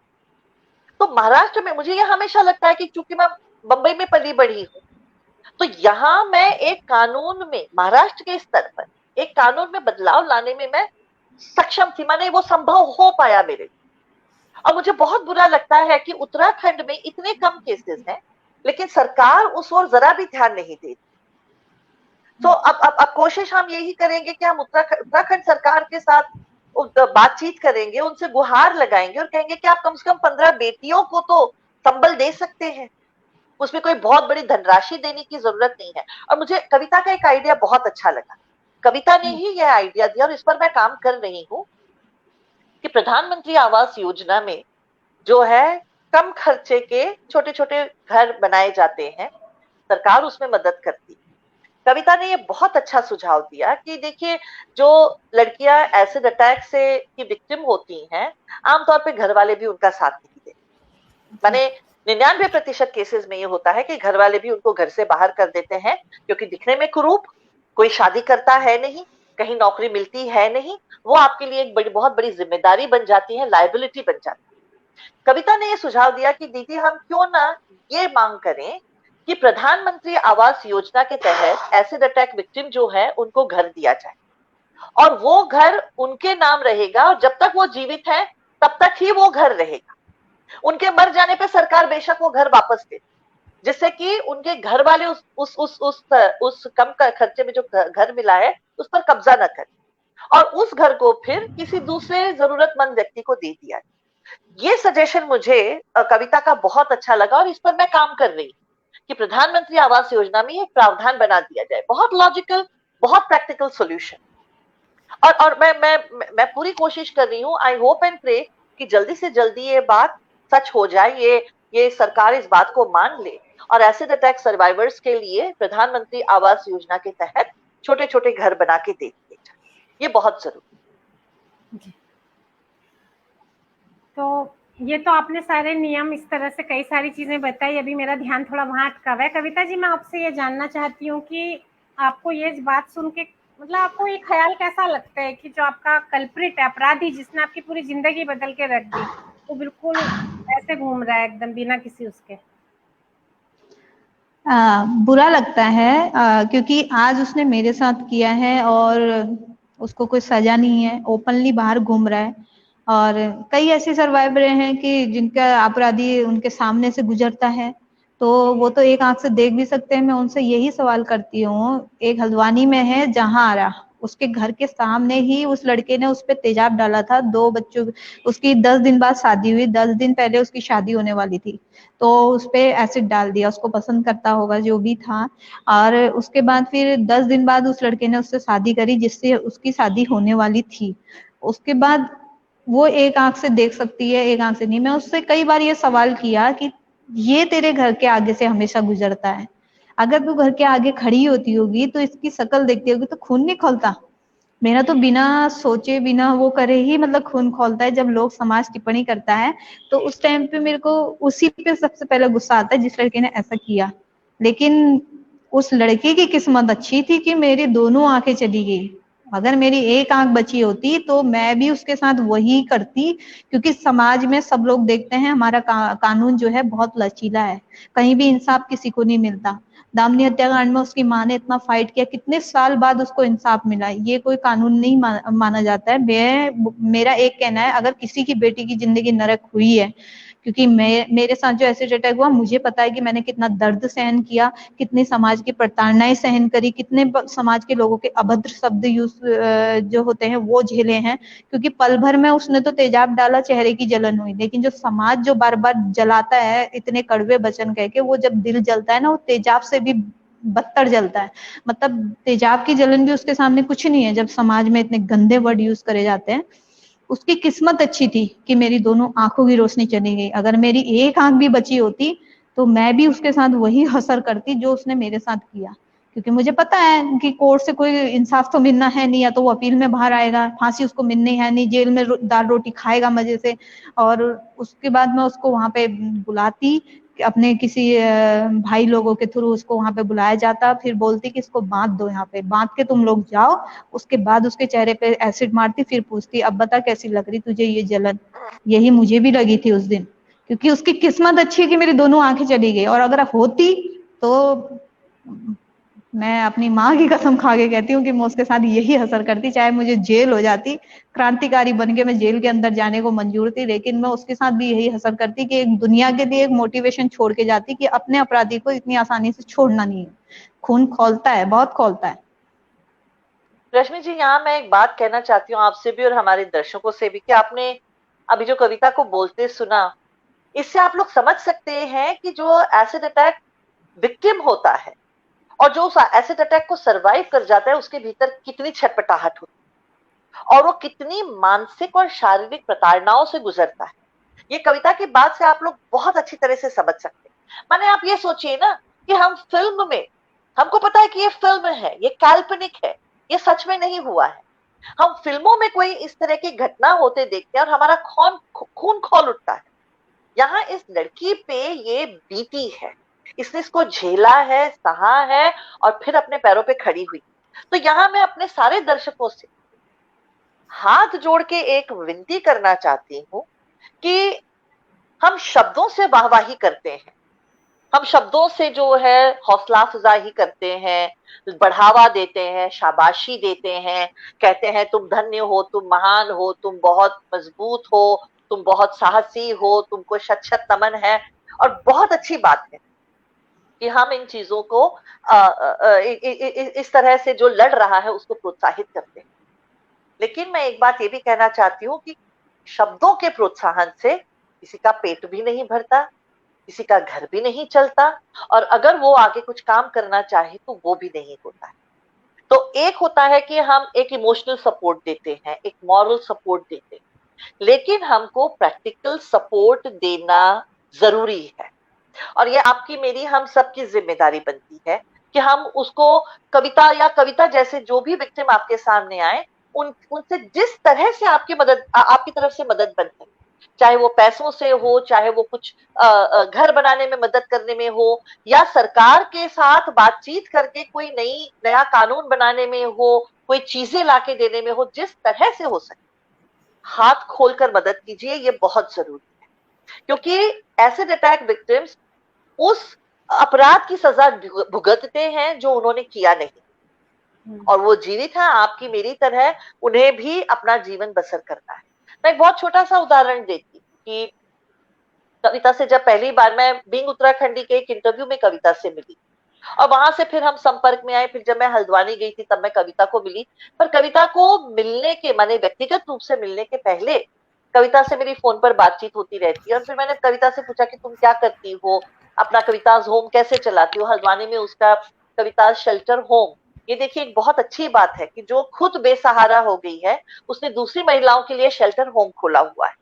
और उसमें महिलाओं को जो है, मैंने पूछा, उससे कहा कि हम महिलाओं को सिलाई की और अलग अलग तरह की चीजें बनाने की ट्रेनिंग देते हैं। तो मैंने उसको पूछा तुमको कुछ चाहिए, और उसने कहा कि हाँ हमको सिलाई की मशीनें चाहिए। तो मैंने यहाँ डॉक्टर गुप्ता से कहा, घर में अपनी बहनों से कहा, तो डॉक्टर गुप्ता ने अपनी तरफ से कुछ सिलाई मशीनें भेजी बॉम्बे से सिंगर की, हमने बहनों ने मिलकर कुछ सिलाई मशीनें भेजी। और उसके बाद जब मैं पिछले दिसंबर में हल्द्वानी गई थी तो मैं कविताज होम गई उसको मिलने के लिए, देखने के लिए कि कैसे काम चलता है, वो क्या क्या करती है।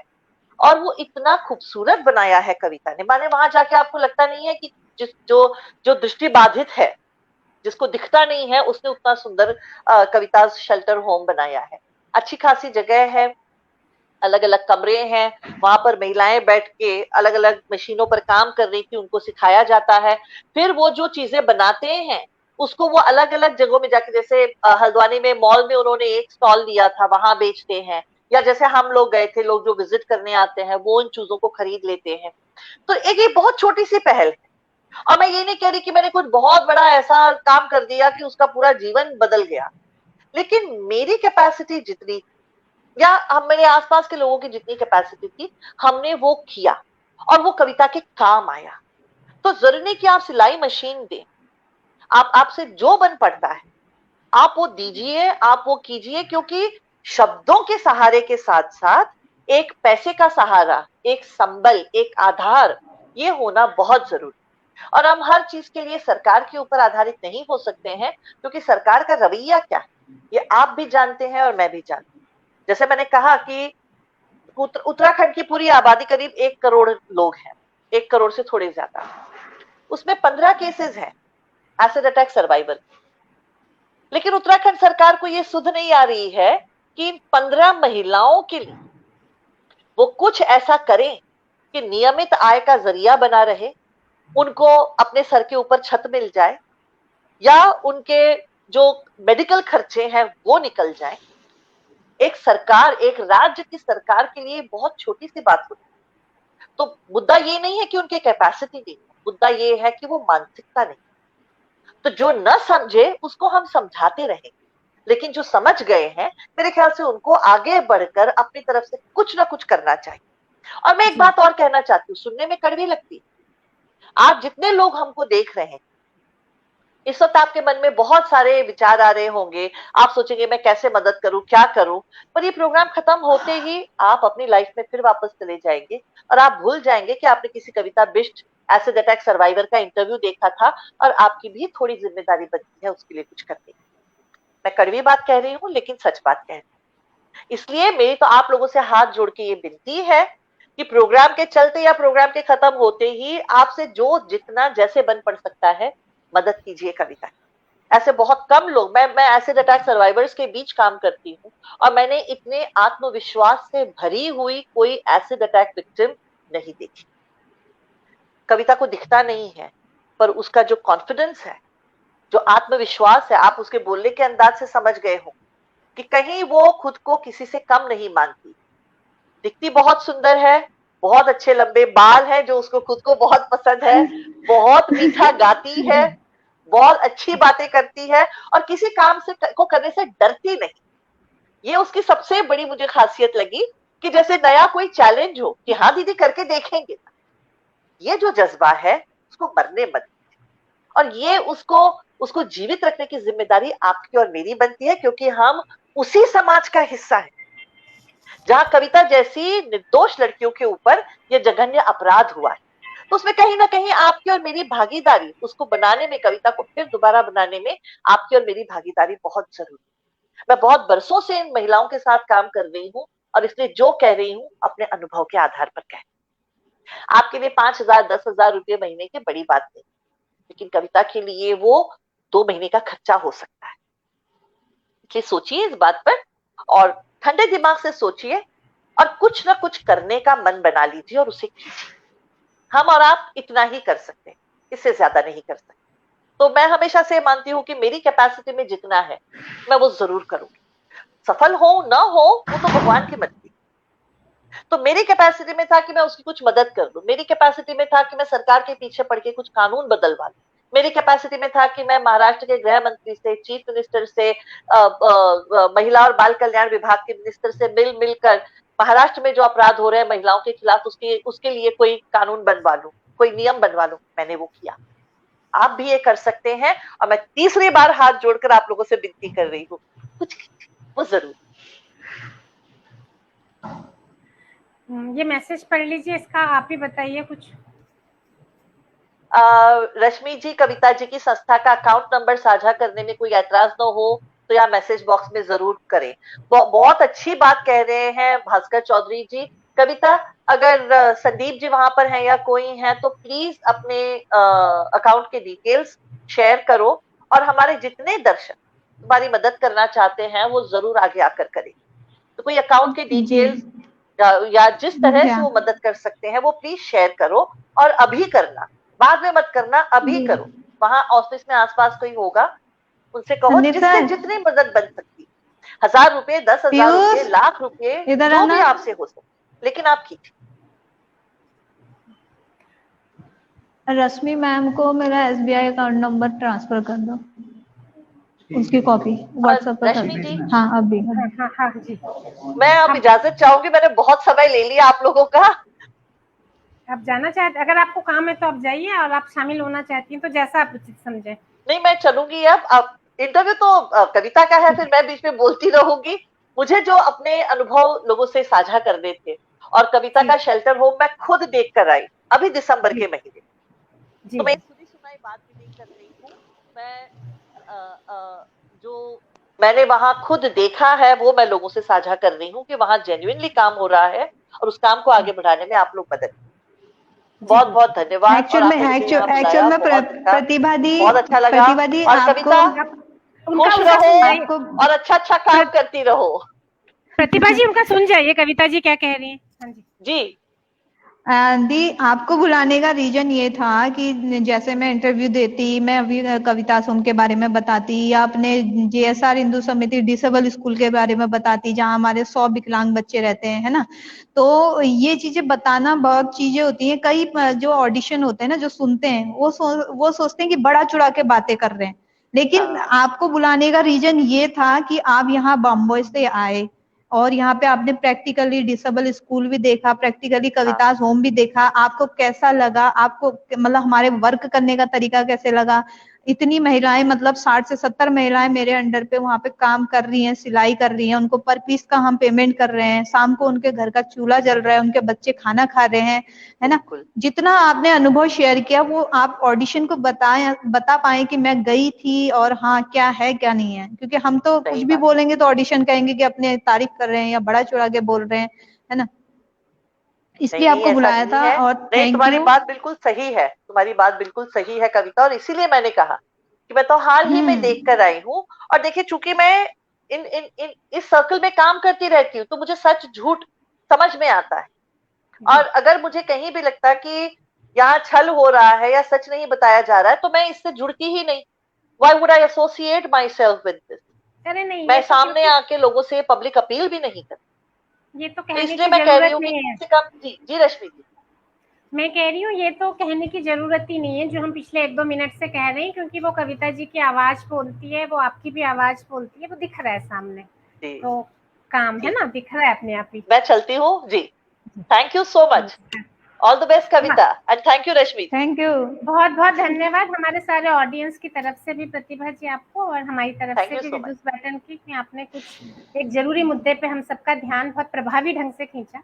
जी नमस्कार, थैंक यू।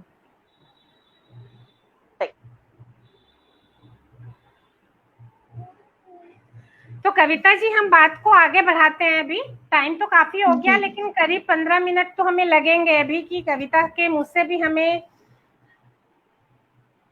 कविता के मुंह से भी कुछ सुनना है। विनोद दास जी बोल रहे हैं कि लखनऊ गोमती नगर में एक कैफेटेरिया है जहाँ केवल एसिड विक्टिम महिलाएं काम करती है, यहाँ साहित्यिक मित्र अक्सर बैठ के करते हैं।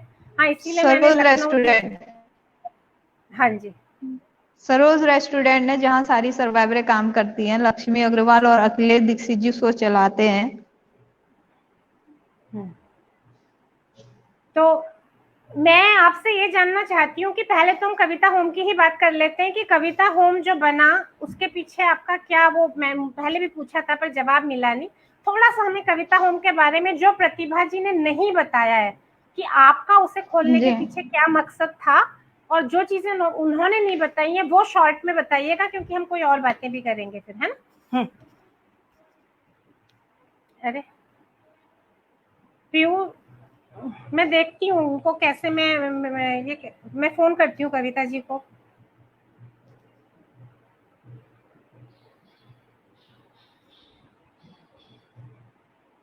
मैं कविता जी को फोन कर रही हूँ कि ये कहाँ रह गई है।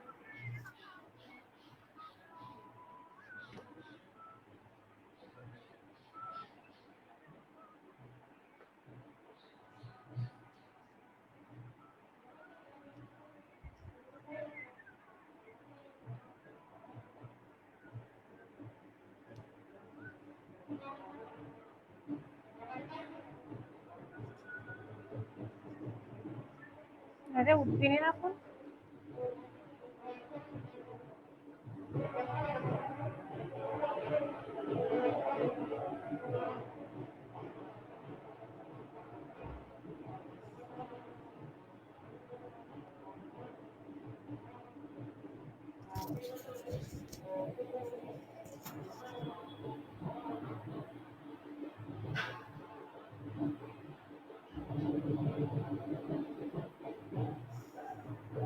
फोन नहीं उठ रहा उनका।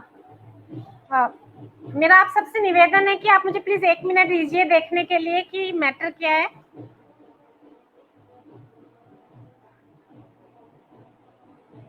फोन ही नहीं उठा रहे।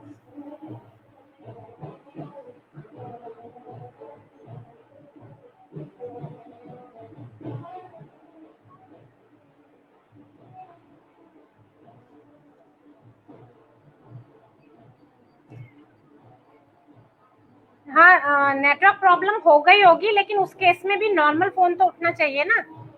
तो वो मैं ट्राई कर रही हूँ, मेरे पास 2-3 नंबर है, मैं सारे ही ट्राई कर रही हूँ वैसे। हाँ पीयूष जी, वो तो गायब हो गई है मैं इससे। हाँ, वो स्क्रीन, आप उनके साथ हैं क्या? आप उनके साथ हैं तो वो कहाँ है? स्क्रीन में थोड़ी है वो। अरे नहीं, वो तो लाइव यहाँ से हटी हुई। आप देखिए, प्लीज देखिए, यहाँ हमें कुछ भी नहीं दिख रहा है, या दर्शक भी वेट कर रहे हैं। हाँ हाँ, आप देखिए, तब तक मैं बात कर रही हूँ दर्शकों से। हाँ, वो फोन करने तक मैंने आपको मैं चुप हो गई थी, क्योंकि मुझे फोन करके देखना था, और उनको ये पता भी नहीं है कि वो स्क्रीन में नहीं आ रही है, वो वहां पे बात किए जा रही है मुझसे। तो इतनी देर के लिए कि जब तक मैं उनको ये इन्फॉर्म करूं कि आप स्क्रीन में नहीं है, मुझे वेट करना था, तब तक हम उनके बारे में कुछ बातें करते हैं जो वही बताने वाली थी। कुछ बातें मैं अपने आप बोल देती हूँ। जो ये आप देख रहे हैं आजकल का माहौल, ये किसी गुरुजी के कमेंट आ रहे हैं और मुझे अपना काम रोक के उनके कमेंट 3-4 बार अब तक डिलीट करने पड़ गए हैं। तो ये एक बाधाएं हैं अभी की समाज की, मतलब बड़ी बड़ी हिंसा तो होती ही है, ये छोटी छोटी में भी लोग डिस्टर्ब करना नहीं छोड़ते हैं। वो ब्रांड एम्बेसडर बनी थी उत्तरांचल की 2015 में, और 2015 से 17 तक तो उनको जो है वहां से वो वो मिलता था, उनके फंड आता था 13,000 के आसपास का, लेकिन 2017 से सरकार ने वो बंद कर दिया। थोड़े दिन पहले तक उनको निर्भया प्रकोष्ठ से आता था, वो भी उन्होंने बंद कर दिया। जो उन्होंने बताया है, जो उन्होंने मेरे को जानकारियां दी हैं, वो मैं आपसे साझा कर रही हूँ, जो मैं उनसे पूछने वाली थी। तो उसके बाद हम कुछ और बात करेंगे, अगर वो जुड़ पाएंगी तो वो भी बंद कर दिया उत्तरांचल सरकार ने। तो आदमी ऐसा फील करता है कि जनरली जब ये इतने बड़े बड़े पुरस्कार, ब्रांड एम्बेसडर, बड़े बड़े नाम आपके साथ जुड़ जाते हैं, तो आम जनता को भी नहीं लगता कि आपको जरूरत हो सकती है। इस समय उनको जो एक विकलांग वाला जो फंड एक होता है, सिर्फ वो एक मिल रहा है 1,000 रुपए का। हो गया तो ये जो इस तरीके की जो बहुत सारी दिक्कतें उनके साथ हैं, उसमें जो हमसे सहायता बन पड़ेगी वो तो करेंगे भी। वो वाली बात तो वो प्रतिभा जी कंप्लीट कर चुकी हैं। हम सिर्फ ये मतलब जो व्यवस्था का जो हिसाब किताब है, या जो बाहर से नजर आता है, जो अंदर है, उसके बीच का गैप को समझने की कोशिश भी कर रहे हैं। यहाँ पे श्वेता माशीवाल हमारे साथ सोशल एक्टिविस्ट जुड़ी हुई है, पुष्पा रावत जी ये प्रोग्राम देख रही हैं। तो ऐसे कई लोग यहाँ पे होंगे कि जिनकी इन चीजों में भी दखल होगी, कि आप बात भी ये पहुंचा सकते हैं कि ऐसे कैसे अचानक से। कविता जी थोड़ी सी बात कंप्लीट कर दीजिए, जो आपने मेरे को बताया था फंड के बारे में, मैं बता चुकी हूँ 2017 में बंद हो गया वो। अब आप मुझे ये बताइए कि शुरू से लेके आखिरी तक, जब से 2008 से ये इंसिडेंट हुआ है, तब से लेके अब तक आपको क्या सहयोग सरकार की तरफ से या कहीं मिला है, और ये जो वर्तमान समय है, इस समय आपका खर्चा कैसे चल रहा है, ये मैं जानना चाहूंगी आपसे जी। 2008 से 2012 तक का कोई सपोर्ट नहीं था, लेकिन उसके बाद मेरे को सपोर्ट किया, मेरे फादर की जैसे जॉब दिलवाई, मुझे जॉब दिलवाई, और उसके बाद 2015 में ब्रांड एम्बेसडर बना दिया गया। ब्रांड एम्बेसडर बनाने के बाद फिर 2017 तक ब्रांड एम्बेसडर का एक मानदेय मिलता था। मानदेय क्या, वो आर्थिक मदद मान के चलिए। तो वो कि कविता को निर्भया प्रकोष्ठ में 7,500 रुपए मिलते हैं, उससे इसको गवर्नमेंट को सब पता था, हमारे सीएम सर को भी पता था, मैम उनको भी, कि 7,500 रुपए से मैं 4 लोगों का भरण पोषण करती हूँ, मेरे फादर, मदर और मेरा भाई और मैं, और रेंट भी देती हूँ उसमें वो भी। तो एक आर्थिक मदद की तरह ही मानदेय था 13,500 रुपए ब्रांड एम्बेसडर का। तो 2017 तक मिला था। 2017 के बाद वो बंद हो गया था। तो फिर कई मैंने उसमें आवाज उठाई थी, कई मीडिया में भी आया था, लेकिन उसके बाद उसमें कोई पैरवी नहीं हुई, दोबारा लागू नहीं हुआ। तो बाद में फिर मैंने कहा कि कोई बात नहीं, मुझे ज्यादा गवर्नमेंट के सामने गिड़गिड़ाने की जरूरत नहीं है, मैं कुछ खुद ऐसा करूं कि जिससे मैं खुद अपने सेल्फ डिपेंड बनी रहूं, और क्या कहते हैं, मुझे किसी के सामने गिड़गिड़ाने की जरूरत ना पड़े। उसके बाद फिर मैंने उत्तराखंड गवर्नमेंट से, अपने सीएम सर से मैंने ये भी गुहार लगाई कि ऐसे सर्वाइवरों को एक पेंशन लागू करी जाए। एक जैसे पंजाब सरकार और हरियाणा सरकार ने ऐसे सर्वाइवरों को परसेंटेज के हिसाब से पेंशन दी है। तो वहां पे मेरे को बोला कि आपको तो पेंशन मिलती होगी। मैंने कहा हाँ मिलती है, वो डिसेबिलिटी की मिलती है 1,000 रुपए। तो 1,000 रुपए से तो किसी का घर का गुजारा होता नहीं है आज के टाइम पे। अगर आप अपने घर पे 4 जने खाने वाले हैं तो 5,000 से भी राशन फुल नहीं होता, ये सबको पता होगा, क्योंकि घर गृहस्थी वाले हर कोई है, भौतिक जिंदगी हर कोई बिताता है पर डे की। तो 1,000 रुपए के पर महीने के हिसाब से जो आता है वो 3 महीने में 3,000 रुपए। उसमें भी कोई फिक्स नहीं है कि 3 महीने में ही तुम्हें 3,000 आ रहे हैं, कभी 6 महीने, कभी 9 महीने तक पेंशन नहीं आती है। अभी मेरी 6 या 9 महीने से पेंशन नहीं आई है डिसेबिलिटी डे की। तो उसके बाद जो मैं निर्भया प्रकोष्ठ में जॉब करती थी, उसमें मुझे 2020 में मार्च तक का मतलब सैलरी मिली है। मार्च के बाद अप्रैल से मुझे कोई सैलरी नहीं मिली। जब संपूर्ण लॉकडाउन था उस टाइम पे कोई सैलरी नहीं। कोई सर्वाइवर जैसे मतलब मेरी जैसी कई सर्वाइवर हैं, उनकी कोई गुहार नहीं कि ये किस सिचुएशन में होंगी लॉकडाउन में, कि बाहर निकलना था नहीं, और राशन कहाँ से लें, क्या लें, सैलरी भी नहीं आई है। तो इस तरीके से उस टाइम पे गवर्नमेंट ने उस टाइम पहल करनी चाहिए थी कि सर्वाइवरों को पहली प्राथमिकता दी जाए, उनको पहले राशन पहुंचाया जाए, क्योंकि उनकी कई दिक्कतें हैं, वो बाहर नहीं निकल सकती। अगर निकल रही हैं, सोशल डिस्टेंसिंग है, मैं तो बाहर निकलूंगी, मेरे साथ एक बंदा तो जाएगा ही जाएगा, चाहे मेरी मदर जाए, चाहे मेरे कोई भी जाए मेरे साथ, मेरा भाई हो, कोई भी है, एक जना तो जाएगा। तो वो सोशल डिस्टेंसिंग का भी पालन नहीं है, तो सोशल डिस्टेंसिंग को लेके हम घर से बाहर भी नहीं निकल सकते। तो इस तरीके से मतलब उस टाइम पे कोरोना काल पे काफी प्रॉब्लम 2020 में उठाई थी। लेकिन फिर भी मैंने किसी के सामने इस तरीके से गुहार नहीं लगाई कि मेरे घर पे राशन ला दो, मेरे को ये कर दो, वो कर दो। हाँ, जो अपने परिचित, जो खास जानने वाले थे, जिनको पता था कि कविता को ऐसा प्रॉब्लम है, तो वो अपनी इच्छा के अनुसार अगर ला रहे थे, तो मैंने ऐसा भी नहीं कि उसको इग्नोर किया, एक्सेप्ट किया और थैंक यू किया, क्योंकि वो प्रभु की भेजी हुई अपनी एक जरिया है। लेकिन किसी के सामने हाथ नहीं फैलाया, और मैं चाहती हूँ कि मैं किसी के सामने हाथ भी ना फैलाऊं।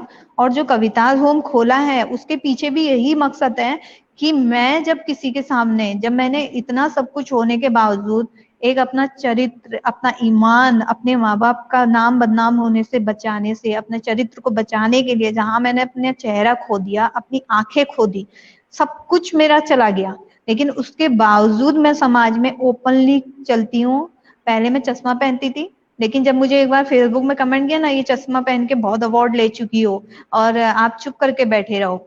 रीजन कुछ भी नहीं था, रीजन इतना था कि पौड़ी में जब हमारे उत्तराखंड में, सबने सुना होगा कि एक बेटी को जिंदा पेट्रोल से जला दिया गया था और वो आरोपी भाग गया था। तब मैंने ऐसी पोस्ट में लिखा था कि अब तेजाब में बैन लगी, लड़कियों को तेजाब से जलाना बंद करने के लिए अगर तेजाब में बैन लगी, तो अब समाज में गिरी हुई मानसिकता जिनकी है, उन्होंने दूसरा क्राइम ढूंढा कि पेट्रोल से बेटी को जला दिया जाए। जिस बेटी को जलाया वो क्या किसी की बेटी नहीं है? तो उसमें एक कमेंट आती है कि आप चुप करके बैठे रहो, आप ब्रांड एम्बेसडर हो, आपने बहुत पैसा कमा लिया है, चश्मा पहन के बहुत अवार्ड ले लिए, तो आप चुप रहो, किसी बेटी के हक के लिए मत लड़ो। तो मैं क्यों नहीं किसी बेटी के हक के लिए लड़ूंगी जब मेरे साथ इतना बड़ा अपराध हुआ है? तो ये सोसाइटी की थिंक होती है, ये सोसाइटी का अपना मतलब सोचने का नजरिया है समाज का, जो कि वहां पे उन लोगों को बढ़ चढ़ के आना चाहिए था, विरोध करना चाहिए था। किसी की बेटी जला दी गई है, बेटी का दर्द उनसे पूछो ना जिनकी बेटियां है ही नहीं, जिनके बेटे हैं उनसे पूछो कि बेटियां क्या होती हैं। जिनके घर में बेटियां, उनकी कोई कदर नहीं, कोई मतलब नहीं, वो सोचते हैं कि हमारी बेटियां हैं, दूसरे के लिए क्यों आवाज उठानी है, कल हमारी बेटी के साथ कुछ हो सकता है या कुछ हो जाएगा, हम नहीं जाना है, हमें नहीं करना है सपोर्ट। लेकिन उन्हें ये नहीं पता कि उनके घर पे बेटी है, माँ है, कल किसी के साथ ऐसी घटना हो गई तो सोसाइटी तुम्हारा सपोर्ट करने कैसे आएगी जब तक तुम नहीं जाओगे उसका सपोर्ट करने। उस टाइम पे मेरे केस में भी ऐसी हुआ था।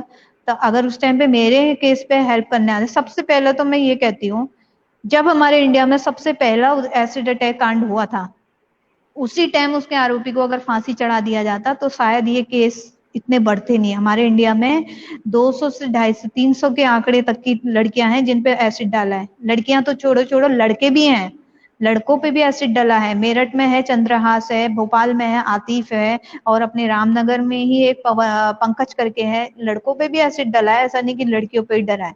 तो समाज पे जब अगर आगे आना है, सपोर्ट की बात है, जरूरी नहीं है कि आप पैसों से किसी का सपोर्ट करो। अब मेरे कविताज होम में अगर हमारा कुछ रॉ मटेरियल बनता है, हमारे डिसेबल बच्चे कोई रॉ मटेरियल बनाते हैं, तो आप पैसों की मदद मत करो, तो उनकी ये हेल्प तो कर सकते हो, उनका रॉ मटेरियल बेचने के लिए कैसे ये बेच सकते हैं, कैसे ऑनलाइन बिक सकता है, या कैसे हम इनकी हेल्प करें, इस तरीके से तो आप हेल्प कर सकते हो। जरूरी नहीं है, क्योंकि हर मंथ हम भी समझ सकते हैं कि हर मंथ कोई नहीं कर सकता किसी की हेल्प, डोनेशन। अगर माना एग्जाम्पल फॉर, अगर बच्चों के राशन के लिए ही है, हर महीने 5,000 10,000 अपनी जेब से कोई नहीं दे सकता। तो आप लोग इतना कर सकते हो कि आप जहाँ जॉब कर रहे हो, आपके अच्छे लोग जो आपके कॉन्टेक्ट में होंगे, गवर्नमेंट जॉब वाले, प्राइवेट जॉब वाले, एक ग्रुप बना लीजिए, उसका ग्रुप बना लीजिए, 10 लोगों का, 20 लोगों का, 30 लोगों का। उसमें कुछ नहीं तो 500 1000 जिसकी जैसी क्षमता करती है वो डोनेट करो। अगर 1,000 रुपए भी पर बंदा, 20 लोग अगर डोनेट कर रहे हैं तो 20,000 रुपए पर मंथ इकट्ठा होता है, तो 20,000 से बच्चों के लिए कुछ राशन ही आ जाएगा। या मेरे कविताज होम में महिलाओं के लिए कुछ अपना मंथली उनकी सैलरी निकल जाएगी। तो इस तरीके से हेल्प कैसे हो सकती है उसका एक निर्माण करने की आपकी सोच है कि आप कैसे करें। हम ये नहीं कह रहे कि आप हमें पैसा दे दो। मैं आज लाइफ आई हूँ तो मैं इसलिए नहीं आई हूँ कि आप लोग मेरे को पैसे का डोनेशन करेंगे, ये करेंगे। ठीक है, अगर आपकी इच्छा है, आपको लगता है कि मैं करूँ उस संस्था के लिए कुछ, तो वो वेलकम है। और अगर आपको लगता है कि हाँ हम इस तरीके से इनकी हेल्प कर सकते हैं, तो उसमें भी आपका वेलकम है। तो इस तरीके से हम, जो मेरी अपनी थिंक है वो मैंने आपको शेयर करी, बाकी आप लोगों की क्या थिंक है वो हर किसी की अलग अलग होती है। तो ये वाली बात तो बहुत अच्छे से कन्वे हो ही चुकी है कि इस समय जो स्थितियां हैं। तो कविता जी, आप मुझे एक बार ये बताइए कि आपने ये कहा, हाँ, स्थितियों के साथ रश्मि मैम एक चीज और बताऊं। अभी 2020 मतलब 15 महीने हो गए कि सैलरी नहीं आ रखी मेरी, है ना, लेकिन मैं फिर भी तो नहीं टूटी हूँ ना। 15 महीने से मेरी सैलरी नहीं आ रही है, फिर भी मेरी दिनचर्या चल रही है ना, फिर भी नर्वस नहीं हूँ, फिर भी खुश हूँ, हैप्पी हूँ। अब मेरा जैसे रेंट का मकान है, मेरा रेंट का मकान है तो हाई कोर्ट से वकील हैं एक मनीष सोनी जी, वो मेरा रेंट का वहां पे मेरा रेंट भरते हैं। 15 महीने से कंटिन्यू रेंट वही भर रहे हैं वहां पे। तो वो मेरे फ्रेंड है मेरा, लेकिन वही मेरा रेंट वहां पे भर रहा है। और जैसे मेरे एक दो मुंह बोले भाई हैं, जैसे अभी मेरी 12th का एजुकेशन का फॉर्म भरना था तो वो भैया लोगों ने मेरे को हेल्प करी। तो इस तरीके से, लेकिन मैंने किसी के सामने हाथ नहीं फैलाया, बिना कहे उन लोगों ने मेरी हेल्प करी, क्योंकि उन्हें पता है कि ये तो ना बोलेगी और ना ये मांगेगी, और ना मैं कभी किसी से मांगती हूँ। मैं तो हमेशा भगवान के सामने सुबह बत्ती जलाती हूँ, तो मैं हमेशा बोलती हूँ कि भगवान मुझे इस लायक मत करना, हमेशा करना है तो इस लायक करना, नीचे को देने लायक करना, मांगने लायक कभी मत करना। और जिस दिन मेरी मांगने लायक सिचुएशन आ गई तो उस दिन मेरे को दुनिया से उठा लेगा तो बेटर है। लेकिन आज के टाइम पे मुझे प्राउड फील है कि मैं खुद अपने पाँव में अपना तो गुजारा कर रही हूँ, लेकिन मेरे साथ मेरी अन्य कविता होम की महिलाओं को भी एक रोजगार मिल रहा है।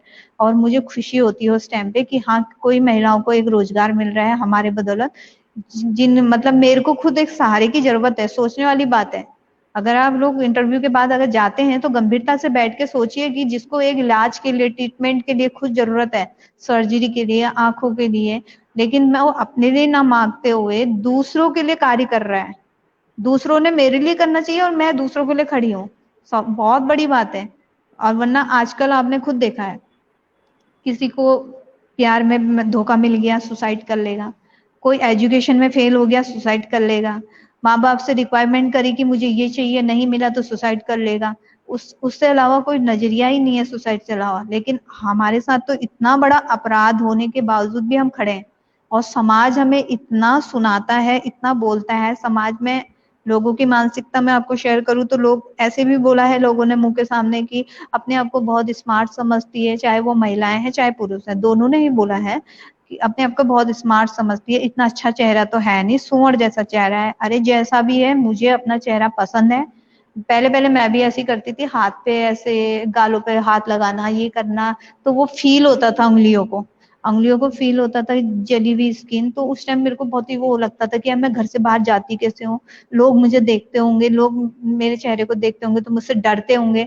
उसके बाद मैंने अपने चेहरे पे उंगलियां फेरनी छोड़ दी। मैंने कहा जो है अपना आप रहेगा, मुझे क्या करना है, मेरे को अगर समाज के लिए करना है कुछ तो मुझे बाहर निकलना पड़ेगा, सारी शर्म हया हटानी पड़ेगी। और आज बिना चश्मे के लाइफ आने का रीजन भी यही है कि आदमियों को जो वास्तविकता है वो झलक के आए। वरना हमेशा मैं इंटरव्यू जब भी देती हूँ चश्मा पहन के देती हूँ, लोगों को पता नहीं चलता कि मेरी आईज का क्या प्रॉब्लम है। और वो तो आज वास्तविकता दिखाने के लिए ही मैंने बिना चश्मे के बैठी हूँ कि खुद देखो कि एसिड अटैक के बाद इंसान की जिंदगी किस हद तक गिर जाती है, और वो किस तक मतलब कहाँ तक का मतलब लाचार हो जाता होगा। लेकिन नहीं, मैंने हिम्मत नहीं हारी, क्योंकि मैंने हमेशा इंसान के नेगेटिव कमेंट को चैलेंज करा है, एक्सेप्ट किया है। और जिस लड़के ने मेरे साथ ऐसा किया उसने भी तो मुझे अपाहिज बनाना चाहा कि अपाहिज बन जाए, इसकी मैरिज ना हो, ये कुछ ना कर पाए, चार दीवारी के अंदर रहे। क्यों रहूं मैं? मैंने थोड़ी ना क्राइम किया है, मैंने थोड़ी ना कोई चोरी करी, किसी का खून किया, मेरे पे उस लड़के ने किया है। तो मैं इसका मतलब ये नहीं कि चार दीवारी में बंद हो जाऊं, उसको मुंह तोड़ जवाब देना है। हाथ से नहीं मार सकती, मुंह से नहीं बोल सकती कुछ, तो करके दिखा सकती हूँ, तो करके दिखा रही हूँ। और भगवान करे कि मेरा आत्मविश्वास हमेशा ऐसी ही रहे, मेरा हौसला कभी टूटे ना। लाखों लोगों ने हौसला तोड़ने की कोशिश की है, लेकिन मैं कभी टूटी नहीं हूँ। उनको ये नहीं पता कि मैं वो चीज हूँ कि अगर मेरे को कोई नेगेटिव कमेंट करता है तो मैं उसको पॉजिटिव एक्सेप्ट करके उसको फाइट करने की कोशिश करती हूँ, और हमेशा फाइट करूंगी। उनको मुंह तोड़ जवाब वहीं पर ही मिल जाता है।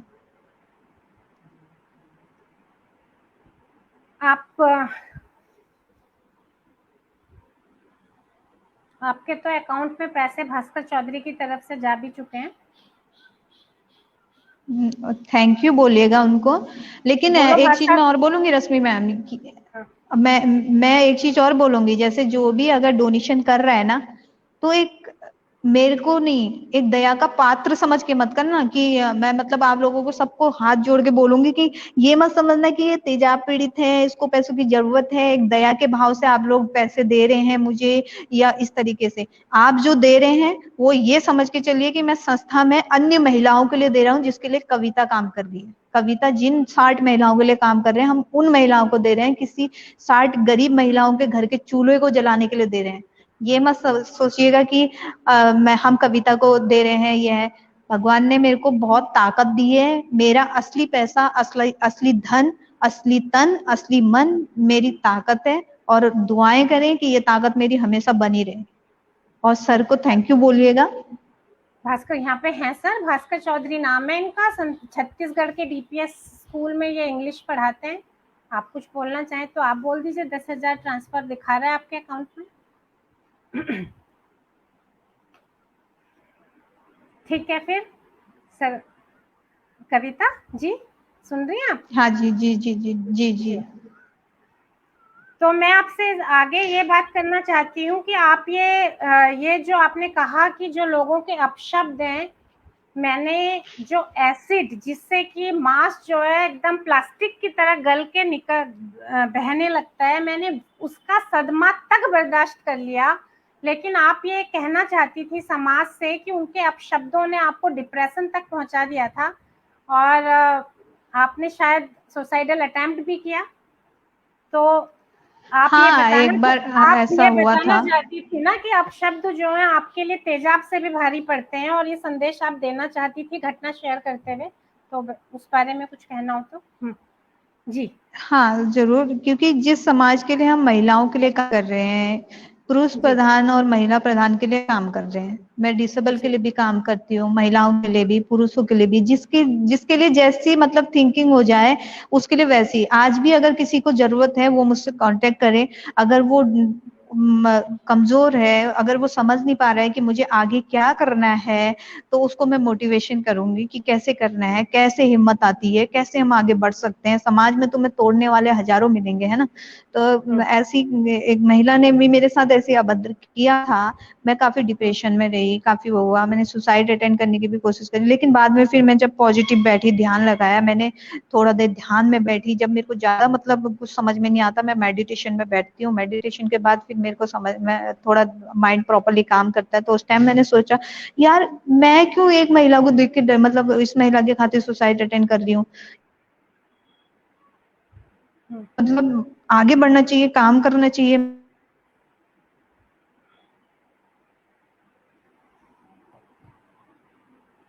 तो उनको बोलने से पहले, समाज में महिलाएं बोलने से पहले उनको खुद सोचना चाहिए कि जिस लड़की ने अपना सब कुछ ईमान धर्म बचाने के लिए उसने अपनी चेहरे और आंखें खो दी, तो हमारी जो अभद्र बातें हैं तो वो उसका क्या बिगाड़ सकती हैं। वो उसका कुछ नहीं बिगाड़ सकती ना। जैसे अभी कुछ लोग मेरे परिचित लोग होते हैं तो वो बोलते हैं कोरोना से सेफ रहना, कोरोना हो जाएगा। मैं उनको एक ही जवाब देती हूँ, कोरोना मेरा क्या बिगाड़ लेगा जहाँ तेजाब नहीं बिगाड़। मैं तो वो लोग हंसते हैं फिर। तो अपना आत्मविश्वास अगर दृढ़ है तो कोई उस रास्ते से नहीं भटका सकता। हाँ मैंने करी थी सुसाइड अटेम्प्ट करने की कोशिश, तो मूर्खता मेरी थी, लेकिन ऐसे गलत काम कभी नहीं करने चाहिए, क्योंकि टाइम पे मैं काफी डिप्रेस थी इस वजह से। लेकिन वही चीज है कि उतना तेजाब नहीं जलाता जितना लोगों के अशब्द जलाए। प्रैक्टिकली आप अपने ऊपर ले लीजिए कि अगर आपको कोई बोल दे आपकी मतलब अगर आप खूबसूरत नहीं है दिखने के या कुछ है, तो आपको ही कोई टिप्पणी मार दे कि ऐसा है वैसा है, या आपको ही कोई अशब्द बोल दे, तो आप वो बातें कई दिनों तक लेके बैठेंगे। आपके दिल पे चुभ जाएगी वो बात कि ऐसा है। तो हम तो फिर ब्लाइंड है, ब्लाइंड के दिमाग पे एक चीज घूमती रहेगी बस वो चीज। अगर मैं अपनी प्रैक्टिकली बात बताऊं, अगर मेरे को एक बार किसी से नफरत हो गई तो वो लाख चाहे भगवान नीचे आ जाए, वो उससे अगर दोस्ती करने के लिए भी बोले तो मैं नहीं करूंगी। क्योंकि ब्लाइंड का दिमाग जो होता है वो पहले सबके लिए अच्छा ही करने की सोचेगा। अगर उसके साथ किसी ने गद्दारी करी तो फिर गद्दारी का ही पात्र भी बनता है। तो इसलिए मैं सबसे यही बोलती हूँ कि किसी को अशब्द ना बोलो, जितना हो सके अच्छा कर सकते हो तो अच्छा करो, अच्छा मोटिवेशन दे सकते हो तो दो, डिमोटिव भी ना करो और ना उसको गलत टिप्पणी मारो। तो आपने अपने आप आ गई थी बाहर, या किसी ने आपको लाया इस सिचुएशन से बाहर, क्योंकि आप अटेम्प्ट तो कर चुकी थी ना? नहीं, अपने आप, मैं अपने आप, मेरा डिप्रेशन की मेडिसिन चली थी, लेकिन काफी टाइम चली। फिर मुझे डॉक्टर ने समझाया कि ऐसे नहीं करते हैं, जिंदगी है, लाइफ है, आगे बढ़ो, फाइट करो। फिर मैंने खुद सोचा कि नहीं, कुछ करना है तो फाइट करनी पड़ेगी, आगे बढ़ना पड़ेगा, है ना। जैसे आपने स्टार्टिंग में पूछा था कि आपको खाने में क्या पसंद है, मैंने आपको सीधे बताया ना कि खाने में मैं कुछ भी मिल जाए सो खा लूंगी, लेकिन मुझे डांट खाना फालतू की नहीं है। वो चीज मुझे बहुत गहराई तक हर्ट कर जाती है कि जब मेरी कोई गलती नहीं तो मैं फालतू किसी की क्यों सुनूं। मैंने किसी का बुरा नहीं किया है। मैं भगवान से सुबह उठते ही हाथ जोड़ के ये बोलती हूँ, भगवान आज का दिन मेरा अच्छा जाए, किसी से बहसी ना हो, किसी से वाद विवाद ना हो, और मेरे हाथों किसी का बुरा ना हो। और हमेशा यही कहती हूँ, हमेशा कहती आऊंगी। उससे मैंने खुद ही उस डिप्रेशन से मैं बाहर निकली हूँ, अपने आप को संभाला है। कभी कभी होता है, अभी वो डिप्रेशन में जाने की नौबत आ जाती है, लेकिन मेरा अपना वो है कि अपनी फूलों में लग गए या अपनी क्यारी में लग गए, अपना माइंड डाइवर्ट कर दिया, या उस जगह से उठ के दूसरी जगह चले गए, या कुछ और चीजें, अन्य चीजें बनानी स्टार्ट कर दी जिसपे पूरा फोकस उस पे जा रहा हो, तो वो चीजें अल्टीमेटली दिमाग से निकल जाती है फिर। तो आपके लिए बहुत सारे मैसेज आ रहे हैं, वो आपको कोई उसके बाद बता देगा, प्रोग्राम के बाद। आपके हौसले को सलाम कर रहे हैं, एक हिंदी के हाँ, मैसेज जो भी अगर मेरे से डायरेक्ट कांटेक्ट पे जुड़ना चाहते हो तो आप मेरा मोबाइल नंबर शेयर कर सकते हैं, है ना। कर दिया। तो कई लड़कियां होती हैं कि कॉलेज की लड़कियां होती हैं, उनको कुछ समझ नहीं आता अपना करियर का कैसे करना है। उनकी भी कई ऐसी प्रॉब्लम होती है जो अपने मदर फादर से शेयर नहीं कर सकते, अन्य कोई ऐसा है नहीं कि शेयर नहीं कर सकते, किससे वो राय पूछे कैसा हो। तो बात कर सकते हैं, शेयर कर सकते हैं आपस में। मेरे नंबर लायक मैंने जो आप होगा मैं हेल्प करने की कोशिश करूंगी, समझाने की। हाँ जी, मैंने नंबर करने की कोशिश कर दी, सॉरी, नंबर मैंने शेयर कर दिया। मैं अब आपसे सेकंड लास्ट क्वेश्चन पूछ रही हूँ, उसके बाद मैं आपसे संदेश पूछूंगी, और उसके बाद हम विदा लेंगे। बस आप मुझे एक प्रश्न बताइए कविता जी, कि अगर आप मिस्टर होती, कोई भी आपका नाम होता, मिस्टर कविता होता, कुछ भी होता, अगर आप पुरुष होती, उसके बाद आपके साथ ये हादसा हो गया, उनके साथ होता नहीं पर समझ ली हो गया, तो आपको क्या लगता है कि 2008 से लेके 2021 तक की ये जो आपकी जर्नी थी, वो एक लड़का होने से कितनी आसान हो सकती थी, या एक लड़की होने ने आपकी जर्नी को कितना कठिन बनाया? इन दोनों में से किसी भी सवाल का जवाब दे दीजिए। इसका सवाल तो मैं सिंपल सा एक दूंगी कि सबको पता है कि हमेशा नारी को प्रथम प्राथमिकता दी जाती है, नारी को पूजा जाता है। जितना सब्र, जितनी हिम्मत, जितनी ताकत एक नारी पे होती है, उतनी एक पुरुष पे नहीं होती। पुरुष पे भी होती है, लेकिन 100% में से 90% पुरुषों पे होती है, तो 100% महिलाओं पे होती है। महिला हर चीज मतलब फाइट करके आगे निकलने का एक वो होता है। अब एग्जाम्पल फॉर, अगर किसी महिला का हस्बैंड खत्म हो जाता है, उसके बच्चे हैं, और वो कैसे संघर्षों से अपने बच्चों का भरण पोषण करती है, आगे बढ़ती है, अपनी फैमिली को मतलब उस तरीके से बढ़ाती है ना। अगर एग्जाम्पल फॉर कहीं पर ही अगर किसी की मिसेज की डेथ हो जाए, कुछ हो जाए, तो पुरुष तो सेकंड मैरिज कर ही देते हैं। अगर नारी कर ले तो उसके लिए 36 टिप्पणियां होने लग जाती हैं कि हस्बैंड खत्म हुआ, मैरिज कर ली, ये कर लिया, वो कर लिया। लेकिन मेरे नजरिए में जो है कि जो एक बेटी पे जो ताकत होती है वो पुरुषों पे नहीं हो सकती। अगर मैं पुरुष होती तो शायद मैं इतना फाइट नहीं कर पाती।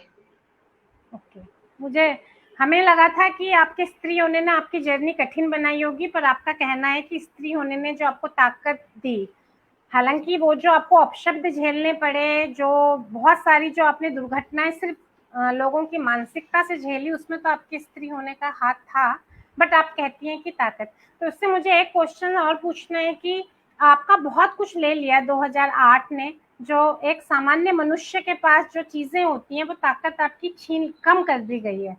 अब मुझे कोई एक अतिरिक्त ताकत बताइए कि ये होने के बाद कुछ अतिरिक्त ताकत आपकी होगी जो दूसरों से ज्यादा आप में आ गई है, जिसकी वजह से आप इतने काम कर सकती है, वो ताकत क्या है आपकी? वो ताकत ऐसा है कि कुछ भी नहीं है, बस हाँ 2008 से अभी तक मेरा बहुत कुछ छीना है, तो ऊपर वाले ने मेरे को बहुत कुछ दिया भी। और इतने भाई लोग बने, मेरे मुंह बोले, इतने मतलब जहां जहां भी इंटरव्यू हुए कोई ना कोई 2 3 4 लोग मेरे साथ जुड़े, कई मेरे फ्रेंड लोग जुड़े, कई इस तरीके से कई चीजें हैं। और उसमें जो अतिरिक्त ताकत है वो ऐसा कुछ भी नहीं है कि स्पेशली, बस हाँ ये है कि अपना दृढ़ संकल्प, जो ये समाज अभद्र जो बोलता है उसको चैलेंज समझती हूँ मैं, कि हाँ मैं देख नहीं सकती तो मैं तुमको कुछ ना कुछ करके दिखाऊंगी कि साइटेड से ज्यादा अच्छा बेटर काम ब्लाइंड कर सकता है। ऐसा नहीं है कि मैं कुछ नहीं, मैं खाना भी बनाती हूँ, सब कुछ करती हूँ, झाड़ू पोछा, खाना बनाना और क्राफ्ट का काम, सुई में तागा डालना, सारी चीजें मैं खुद अपनी खुद करती हूँ। ऐसा नहीं, एक घर से बाहर जाने के लिए हेल्प की जरूरत पड़ती है तो वो मेरे लिए मेरे फ्रेंड लोग या मेरे भाई लोग, काफी लोग हैं कि जो मुझे ले जाते हैं।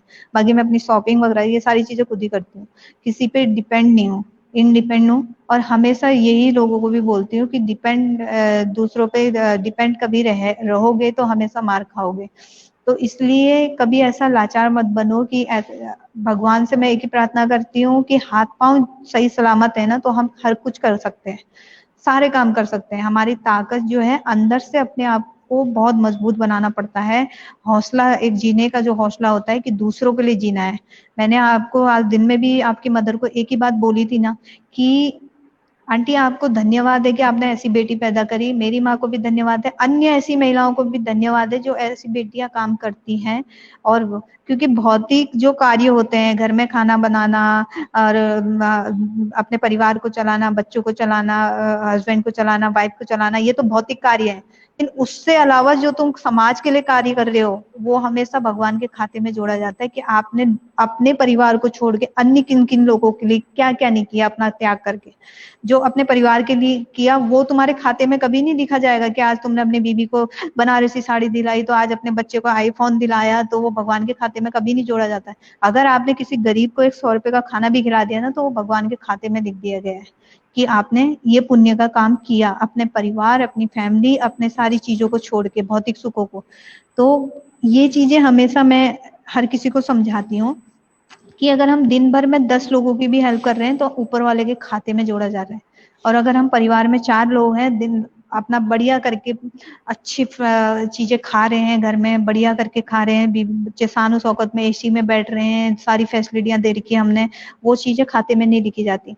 तो जब धरती में इस कर्म लोग में आए हैं तो ऐसे कर्म करके जाएं कि वहां जाके भगवान के सामने भी हमें मकसद ना होना पड़े, सर उठा के हम सवालों का जवाब भगवान को दे पाए कि हाँ दुनिया में जिस मकसद से भेजा था वो मकसद 100% नहीं तो 50% करके आए हैं।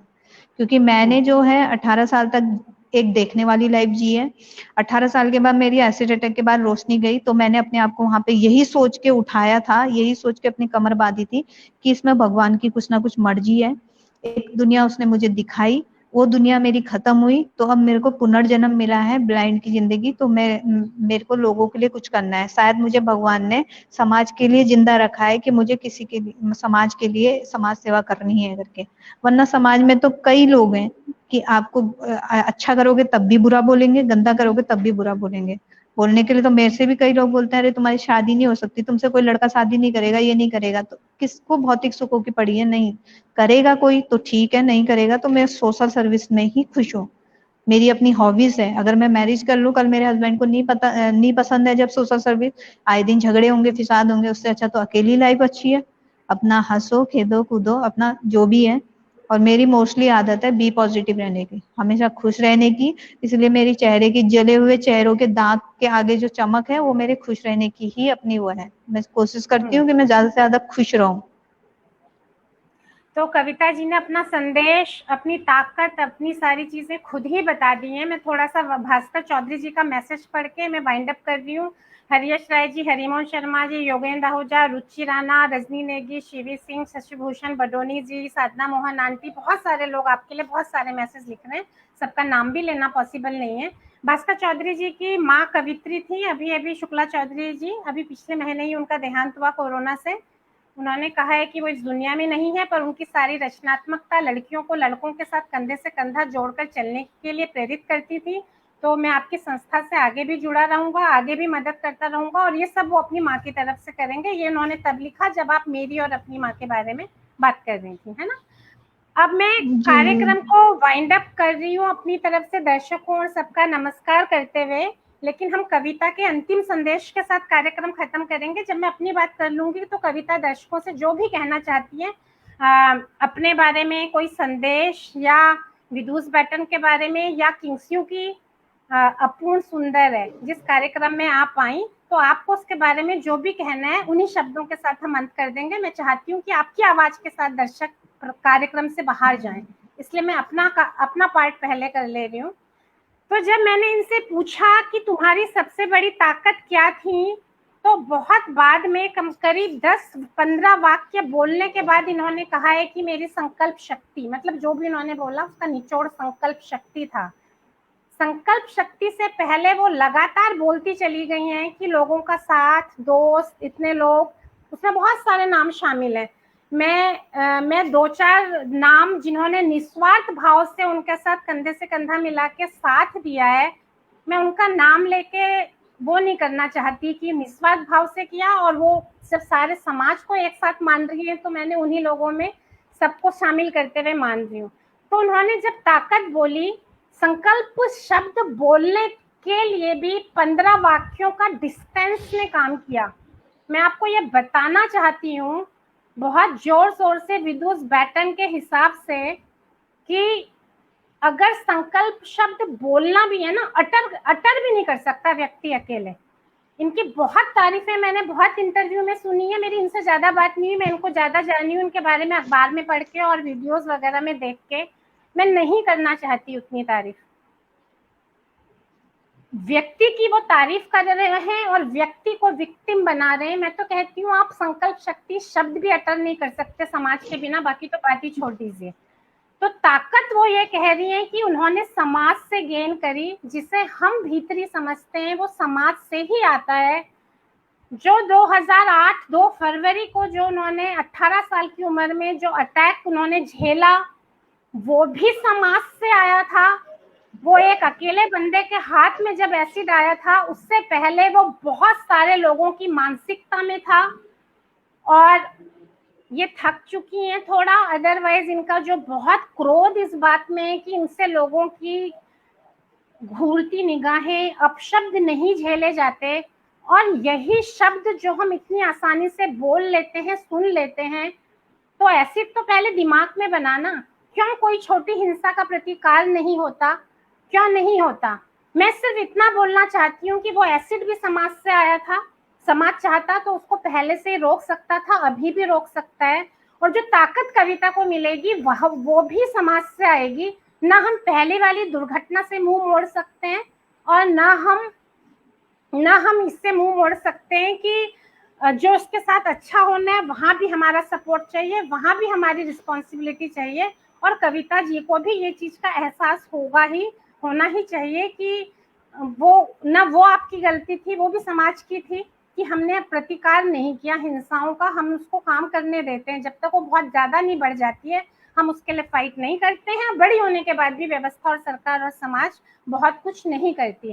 तो मैं यही मैसेज अपनी तरफ से देना चाहती हूँ। उसके बाद कविता आप अपनी अंतिम बात कहें, उससे पहले मैं सिर्फ एक लाइन का एक जवाब बस आपसे चाहती हूँ, सिर्फ एक पंक्ति का। क्या आपने पितृसत्ता शब्द सुना? जी जी सुना है? जानती हैं आप किसका? जानती हैं ना पितृसत्ता या पैट्रियार्की शब्द? किसका? पितृसत्ता। जी जी जी जी सुना है। क्या होता है? जी सुना है ना? सुना है, लेकिन इतना गंभीरता से कभी उसमें रिसर्च करने की कोशिश नहीं की ना। हाँ, इसीलिए तो जो भी होता है वो समाज से इतनी गंभीरता से जाने की मतलब कोशिश। बस मैं सिर्फ इतना बोलना चाहती हूँ, वो एसिड भी समाज देखिए मैं एक चीज बताऊं कि अगर समाज चाहे तो किसी को राजा बना सकता है, समाज चाहे तो रंग। अगर वो एसिड भी समाज में ही बना, वो एसिड क्यों समाज में लाया जाता था? हमारे टॉयलेट को साफ करने के लिए या कई अन्य वेस्ट मटेरियल को गलाने के लिए, ना कि किसी लड़की पे डाल के उसकी जिंदगी जलाने के लिए या किसी के बेटे को जलाने के लिए। इन चीजों के लिए, समाज के लिए नहीं बनाया गया है ये चीजें। तो ये मानसिकता जो होती है कि आज के टाइम पे मैं आपको रियल चीज जो बताऊं, जो क्राइम सबसे ज्यादा बढ़ रहे हैं ना, क्राइम इसलिए बढ़ रहे हैं कि मदर फादर अपने बच्चों को टाइम नहीं दे पाते। पहले से क्या था कि लोग ग्रंथ पढ़ते थे, रामायण पढ़ते थे, ये पढ़ते थे। आजकल क्या है, लोग यूट्यूब पे हैं, ये हैं, पता नहीं क्या देख रहे हैं क्या नहीं देख रहे हैं, कोई ध्यान नहीं बच्चे क्या। अरे कुछ नहीं, आप 1 घंटा अपने बच्चों को बैठ के, चाहे वो बड़ा बच्चा हो गया छोटा है, 1 घंटा रामायण का पाठ पढ़ाएं, भागवत पढ़ाएं, जिससे उनको ग्रंथ का ज्ञान हो कि हाँ वास्तविकता क्या है, कभी किसी के साथ क्राइम नहीं करना चाहिए, है ना। कविता ये जी, ज्ञान तो रह ही नहीं गया। माफ कीजिए कविता जी, पीयूष जी का मैसेज आ रहा है कि इंटरनेट ना कभी भी कट सकता है। बल्लभ नवाजी जी ने आपको हैप्पी फादर डे विश करते हुए 5,000 रुपए आपके अकाउंट में डाल दिए हैं। और बस हम यही आपको बताना चाह रहे थे कि ताकत भी इनकी समाज से आएगी। प्रत्येक एक्शन यहाँ सिर्फ सामाजिक होता है। एसिड भी समाज से आया था। जब ये डिप्रेशन में गई, अभी जस्ट 1 साल भी नहीं हुआ उस बात को, दोबारा ठीक सब कुछ ठीक चलने के बाद ये दोबारा जब लोगों के अपशब्दों से गई, उसमें इनका स्त्री होने का ही रोल सबसे ज्यादा था, बाकी चीजों का रोल उस समय छोटा था। तो भी वो समाज से आया था। इन्होंने फंदा लगा लिया था पंखे में, वो फंदा भी समाज के आए हुए अपशब्दों की रस्सियों से बना था। कटेगा भी वो समाज से। जब वो कटा तो समाज से कटा, डिप्रेशन खत्म हुआ तो समाज से कट हुआ। अब ये अपने पैरों पे खड़ी होंगी तो समाज की वजह से होंगी, और सारे लोग उस दुर्घटना में भी एक साथ हैं और इसमें भी एक साथ ही हो सकते हैं। अकेले अगर बहुत ज्यादा ओवर ग्लोरीफाई कर दें तो उससे रिस्पॉन्सिबिलिटी आती है और फिर इंसान उसको कभी कभी झेल भी नहीं पाता है ना। तो ये संदेश मैं देना चाहती थी। कविता जी, जो आपके आखिरी शब्द है विदुष बैटन या किंसुगी के लिए, या आपको दर्शकों से जो भी कहना हो वो कह के हम वहीं पे खत्म कर देते हैं। आप सभी को मैं नमस्कार करूंगी, आज सभी ऑडियंस को। कविता जी, आपका बहुत बहुत धन्यवाद कि आपने अपनी बातें इतने बेबाक ढंग से, इतनी पारदर्शिता से अपनी बातें शेयर वही इंसान करता है जो समाज के लिए बहुत सकारात्मक सोचता है, जिसका एक सामाजिक सरोकार होते हैं, जिसका पर्सनल और पब्लिक, जिसका पर्सनल स्पेस और पब्लिक एक दूसरे में मर्ज हो जाता है। इस भाव से वही बात करता है जिसके अंदर 2 चेहरे नहीं होते हैं। तो इन्होंने इतने अच्छे से बात की, इसके लिए मैं इनका आभार व्यक्त करती हूँ। उनके हौसलों की बुलंदियों के लिए इनका सलाम करती हूँ। दर्शकों को मैं आज धन्यवाद नहीं दूंगी, मैं सिर्फ आपको नमस्कार करूंगी, क्योंकि आपको भी एक साहस भरी, जज्बे भरी एक जिंदगानी से मिलने का मौका मिला है कविता जी से बात करने में। तो आप सबका भी नमस्कार। अब कविता जी, आपके शब्दों के साथ हम खत्म करेंगे। हाँ जी। जाते जाते मैं बस आपका विद्युत पैटर्न का यही धन्यवाद करूंगी कि आपके फेसबुक के थ्रू कई दर्शक जुड़े, और आपका जो फेसबुक पेज है उसका एक ही है कि खूबसूरती का मकसद लोग जानते नहीं कि क्या है। चेहरे की खूबसूरती समझते हैं, लेकिन उसके हुनर की असली खूबसूरती होती है। और जाते जाते लोगों को एक ही मैसेज दूंगी कि समाज में लोगों की हेल्प करने के लिए आगे आना चाहिए। जिस प्रकार अगर दीवार पे दरार पड़ती है, उसमें कुट्टी भरी जाती है, कुट्टी भरने के बाद उसे पेंट लगाया जाता है, पेंट लगाने के बाद वो घाव भर दिया जाता है। तो उसी प्रकार मैं ये नहीं कह रही कि मैं ही हूँ, संसार में बहुत सर्वाइवर हैं। उन लोगों के भाव भरने के लिए आप लोगों को भी उसी कुट्टी की तरह कुट्टी भरनी है, फिर पेंट करना है, उसके घाव भरने हैं। तो उसके साथ जुड़कर उसके हर काम पे उसको सपोर्ट करके आगे बढ़ाना है कि हाँ चलो तुम ये काम कर रहे हो तो हम तुम्हारे साथ हैं, आप करो तो सही, आप खड़े तो हो। तो आपकी बदौलत अगर इतने लोगों को सपोर्ट मिल रहा है तो एक बहुत बड़ी बात है। जाते जाते यही मैसेज दूंगी, ना महिलाएं अपने आप को कमजोर समझे, और जो पुरुष हैं, पुरुष लोग भी बहुत कुछ करते हैं महिलाओं के लिए, उन लोगों को धन्यवाद है। जो बिल्कुल साइको किस्म के पुरुष हैं वो अपने आप को थोड़ा सुधारने की कोशिश करें। बेटी में अपना माँ का दर्जा देखेंगे तो हमेशा कभी तुम्हारे दिमाग में ऐसी गलत थिंकिंग नहीं आएगी। और जाते आते मैं 1-2 पंक्तियां बोलूंगी। खींच दो अपने खून से जमी पर लकी, छूने पाए ना महिला का दामन कोई, तोड़ दो हाथ अगर हाथ उठने लगे, छूने पाए ना महिला का दामन कोई, राम भी तुम लक्ष्मण साथियों अब तुम्हारे हवाले वतन साथियों। थैंक यू विद्युत एक पैटर्न का लाइन कि मुझे एक अपनी लाइन बात पहाड़ी रखने का बेटन। मौका मिला। काफी लोगों ने मुझे सुना और वास्तविकता देखी कि तेजाब होता क्या है, तेजाब की जलन क्या होती है और तेजाब से इंसान खूबसूरती की तरफ जाता है या बदसूरती की तरफ जाता है। और किसी के हौसले को हमेशा तोड़ने की कोशिश मत करना। अगर वो दूसरी कविता बिष्ट बन गया तो आपका मुंह तोड़ जवाब देने में कभी कमी नहीं करेगा। Thank you. नमस्कार कविता जी और सबको नमस्कार। हाँ जी।